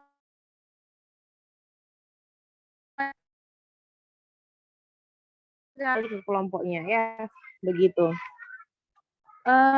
Nah itu yang terakhir ya, restitusi balikan anak-anak pada kelompok, membuat anak-anak dari orang tuanya begitu ya. Nah, melakukan restitusi seperti apa ya? Yang pertama itu restitusi kita bisa mulai dari menstabilkan invaliditas. Nah ini stabilitas ya, mengubah identitas anak di anak yang salah atau nakal yang disebut nakal tadi menjadi anak yang memperbaiki kesalahan ya. Dengan melakukan restitusi, dengan menstabilkan identitas, mereka ini jadi berpikir untuk memperbaiki kesalahan mereka. Nah biasanya kita pakai kata-kata apa yang kayak tertera di screen ini ya. Kita kayak ngomong ke mereka cara menstabilkan identitas seperti apa kayak di screen ini. Ya kamu berbuat salah itu nggak apa-apa ya. Tidak ada semua manusia yang sempurna. Gitu. Kita bisa menyelesaikan ini segala macam ya. Ini bukan berarti kita membolehkan mereka melakukan kesalahan enggak ya. Kita cuman bikin santai dulu, bikin dingin dulu ya. Mereka udah kita panggil duduk di depan, nggak langsung yang kamu salah apa, enggak yang kayak itu. Kita coba di posisi mereka dulu kalau apa yang mereka lakukan itu sebenarnya wajar, sebagai manusia wajar mereka melakukan kesalahan tersebut begitu ya. Ibu, Bapak Ibu bisa pakai kalimat-kalimat ini dalam melakukan stabilitas identitas ya. Lalu selanjutnya validasi ya. Nah, validasi ini adalah biasanya kita akan meminta mereka berhenti melakukan kesalahan kan. Kalau ada yang melanggar gitu. Besok jangan lagi kayak gitu ya. Besok nggak boleh telat lagi ya. Besok nggak boleh cabut lagi ya. Biasanya kan kita gitu ya. Nah, harusnya saat validasi kita ini, tapi saat restitusi kita memvalidasi tindakan mereka yang salah tadi. Kita nggak menyalahkan mereka ya. Bukan berarti kita setuju dengan atau mendukung mereka bersalah enggak ya. Cara ini untuk menyadarkan mereka akan tindakan yang telah mereka lakukan itu salah gitu ya. Kita bisa pakai kata-kata ini, kamu patut bangga pada dirimu sendiri karena kamu telah apa gitu kan. Kamu boleh mempertahankan sikap itu. Kamu pasti punya alasan ya. Kalau saya sering kali pakai yang kedua ini, kamu pasti punya alasan melakukan hal itu ya. Misalkan ada yang nggak sekolah tuh kan. Saya biasanya pakai kamu pasti punya alasan untuk tidak sekolah. Ya, jadi kan anak-anak ini tervalidasi gitu kan. Unek-unek di hatinya atau masalah yang mereka hadapi itu tervalidasi. Kalau biasanya kan dulu langsung kan saya tuh kalau apalagi kalau jumpa Rizky sama Taufik itu kan langsung kamu kemana kemarin nggak sekolah kan gitu kan langsung marah-marah kan. Nah kalau sekarang nggak lagi. Pas kita bilang kamu pasti punya alasan melakukan hal itu, tidak sekolah, tidak apa gitu kan. Mereka jadi curhat. Jadi kita jadi tahu alasan mereka tidak sekolah apa.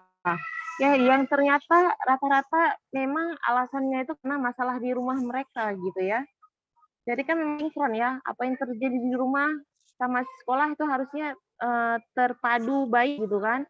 Tapi ketika di rumah mereka tidak baik-baik saja, di sekolah pun mereka bisa tidak baik-baik saja ya. Jadi saat melakukan restitusi kita jadi sadar, oh ternyata mereka melakukan kesalahan itu karena ini loh, ada masalah yang mereka hadapi begitu ya, bukan karena mereka benar-benar malas, benar-benar nggak mau sekolah, bukan kayak itu kan. Nah yang terakhir ini menanyakan keyakinan mereka ya, identitas sukses telah tercapai yang tadi itu, maka yang terakhir adalah kita harus mengkaitkan, membuat mereka percaya dengan nilai yang kita terapkan tadi sehingga berusaha menjadi lebih baik lagi kayak gitu. Oke. Nah jadi gitu ya Bapak Ibu ya. Jadi dari kemarin saya sudah melakukan restitusi dengan siswa-siswa kita ya, dengan siswa-siswa kita bahwa membuat mereka memperbaiki kesalahan yaitu dengan melakukan restitusi. Nah, Mulai hari ini ya, tugas kita belajar ya, tugas kita masing-masing guru yang melakukan restitusi. Kalau kemarin kan anak-anak yang salah kan langsung ke saya gitu kan. Nah, mulai besok itu masing-masing guru ini tugasnya ya Bapak Ibu ya, masing-masing guru melakukan restitusi terkait anak-anak yang mengalami permasalahan di kelas masing-masing. Nanti saat melakukan restitusi itu jangan lupa masukkan ke agenda harian Bapak Ibu ya. Ada tuh agenda guru gitu. Nah, tulis di situ. Oh, hari ini melakukan restitusi dengan si A, melakukan restitusi dengan si B terkait apa gitu. Misalkan lah, anggap hari Sabtu misalkan ada anak-anak nggak masuk pelajaran agama, gitu kan. Nah, hari Senin atau besoknya kapan Ibu sempat gitu, dipanggil tuh anak-anak yang nggak masuk. Nah, dipraktek lah segitiga restitusi ini. Alasannya baik-baik gitu. Kita belajar untuk melakukan restitusi di kelas. Jadi ketika semua guru menerapkan restitusi, ada anak melanggar tersebut pelajaran biologi misalkan gitu. Nah, guru biologi yang berhadapan langsung dengan anaknya melakukan segitiga restitusi ya, bukan dimarahin, melakukan segitiga restitusi. Nanti kalau guru udah kali ngulang lagi baru nanti masuk ke saya ya. Jadi itu jadi kayak laporan gitu. Misalkan hari ini siapa yang alfa, kan di pelajaran ini siapa yang alfa, besok guru bersangkutan kapan guru tersebut sempat dalam minggu tersebut gitu kan melakukan restitusi murid yang melanggar gitu. Bisa nggak Bu? Mau nggak Bu belajar menerapkan visi ini? Nah, ini untuk terjadinya budaya positif di sekolah kita. Kalau kita sudah terlibat ya, jadi nggak benar aja gitu, misalkan nggak guru yang bertanggung jawab atas karakter muridnya, enggak gitu kan. Jadi semua guru perbaikan di sana yaitu tadi dengan melakukan restitusi ya. Materinya udah selesai ini ya Bapak Ibu ya. Terus saya mau kasih lihat contoh yang pernah saya kerjakan dengan murid-murid.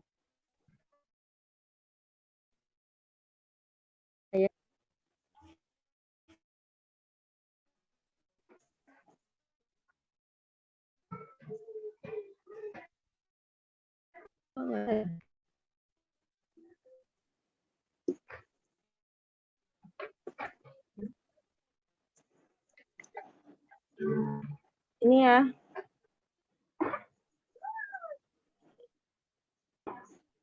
Ini udah banyak kali ya saya lakukan restitusi. Masalahnya sama semua ya, Mas. Cuman tentang alfa, ketidakhadiran ya. Anak kita alhamdulillah tidak ada yang terlibat narkoba, tidak yang punya permasalahan berantem, bentrokan,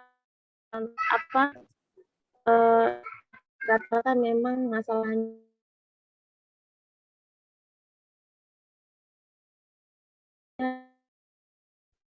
apa ya, resal ini ya.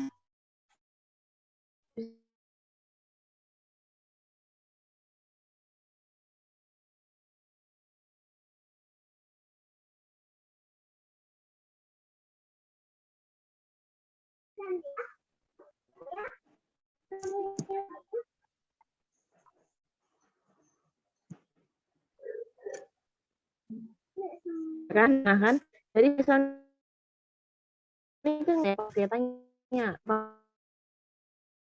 sama Pak minta alasan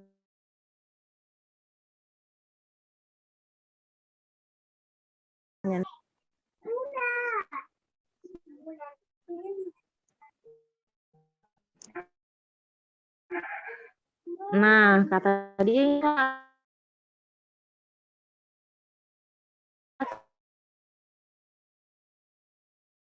lambat bangun tidur karena tidurnya jam lalu. Benar nggak seperti itu? Itu kan saya sedang menanyakan keyakinan dia terhadap kesalahan yang dia lakukan. Kata dia nggak benar kayak gitu. Jadi dia sadar ya.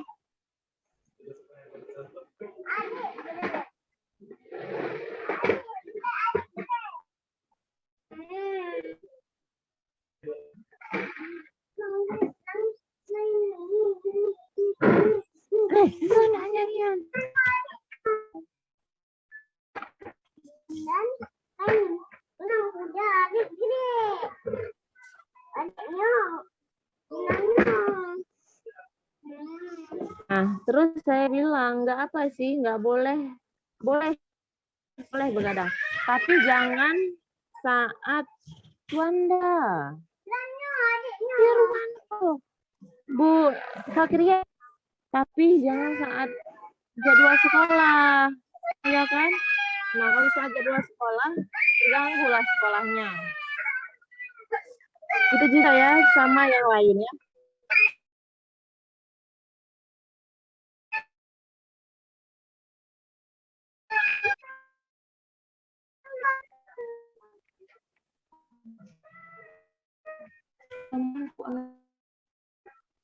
Iya, sih hanya iya, ada nggak? Dia hanya dengan itu oleh kuda mantuk gede apa?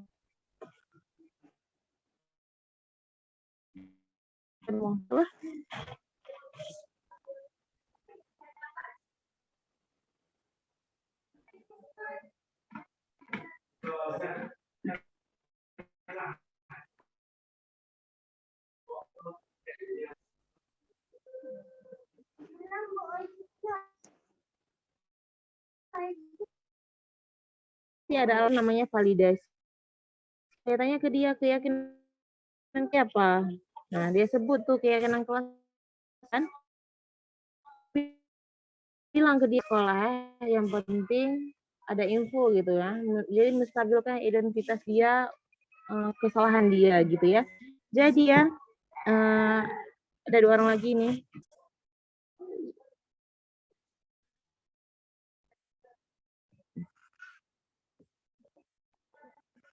Nah, yang Syahrul juga gini ya. Saya bilang ke Syahrul, Ibu panggil bukan mau marah-marah, tapi mencari solusi atas permasalahan kamu. Itu namanya validasi. Gitu ya. Nah, males kata dia, males sekolah gitu.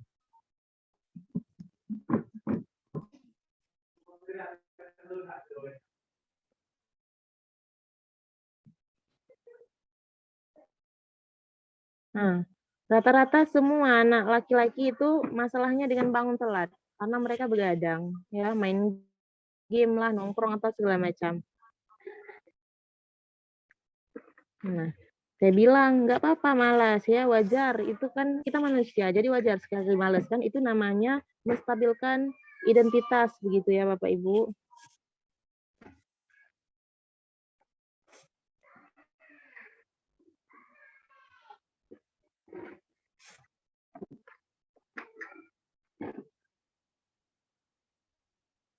Ya.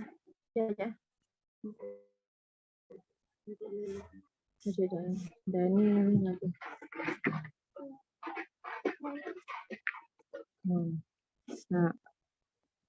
Nah, saya tanya keyakinan kelas yang dia yakini apa? Minta izin kalau nggak sekolah gitu kan. Terus saya tanya juga ke depan dia mau gimana. Jadi kan dia mikir tuh, saya utarakan solusi ke depan dia harus gimana. Dia mikir sendiri ke depan harus gimana begitu. Nah, yang terakhir ini kasusnya beda ya. Kasusnya karena pakai kalung ke sekolah.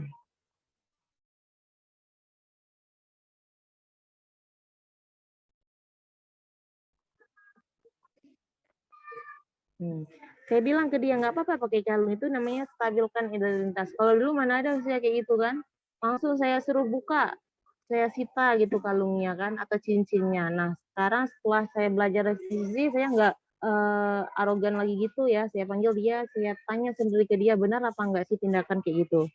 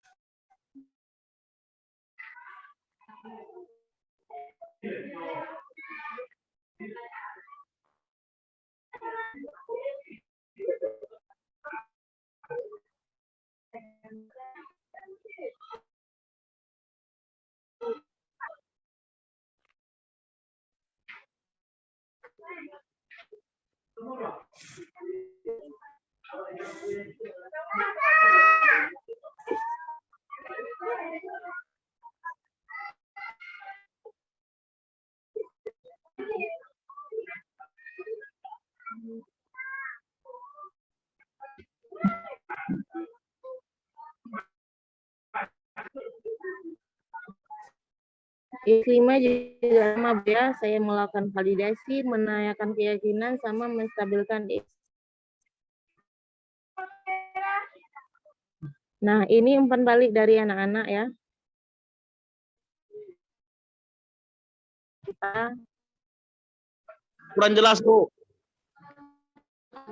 ya. Suaranya kurang jelas. Iya, memang suaranya kurang jelas di videonya.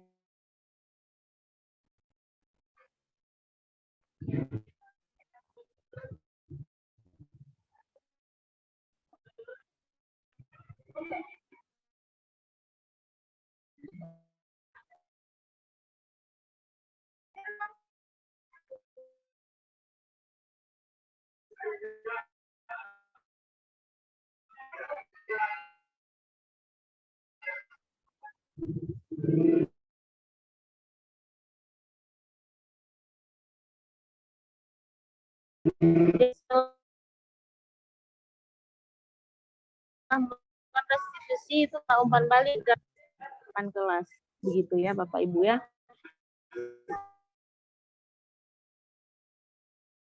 Jadi saya rasa ya sama terkait praktik restitusi dengan harapan kedepannya semua kita guru probabilitas bisa menerapkan praktik kepada murid-murid kita yang melakukan pelanggaran. Kalau masih ada yang kurang jelas nantinya boleh segitiga restitusi yang benar ya, kita sambil belajar nggak apa-apa ya. Jadi itu saja ya Bapak Ibu, dan maaf atas ketidaknyamanannya karena internet putus-putus dari tadi. Terima kasih. Sebelum kita tutup, mungkin kita foto bersama dulu boleh ya, buka kamera. Oke, terima kasih semua atas partisipasi pada sharing konsep pemahaman ini. Assalamualaikum warahmatullahi wabarakatuh.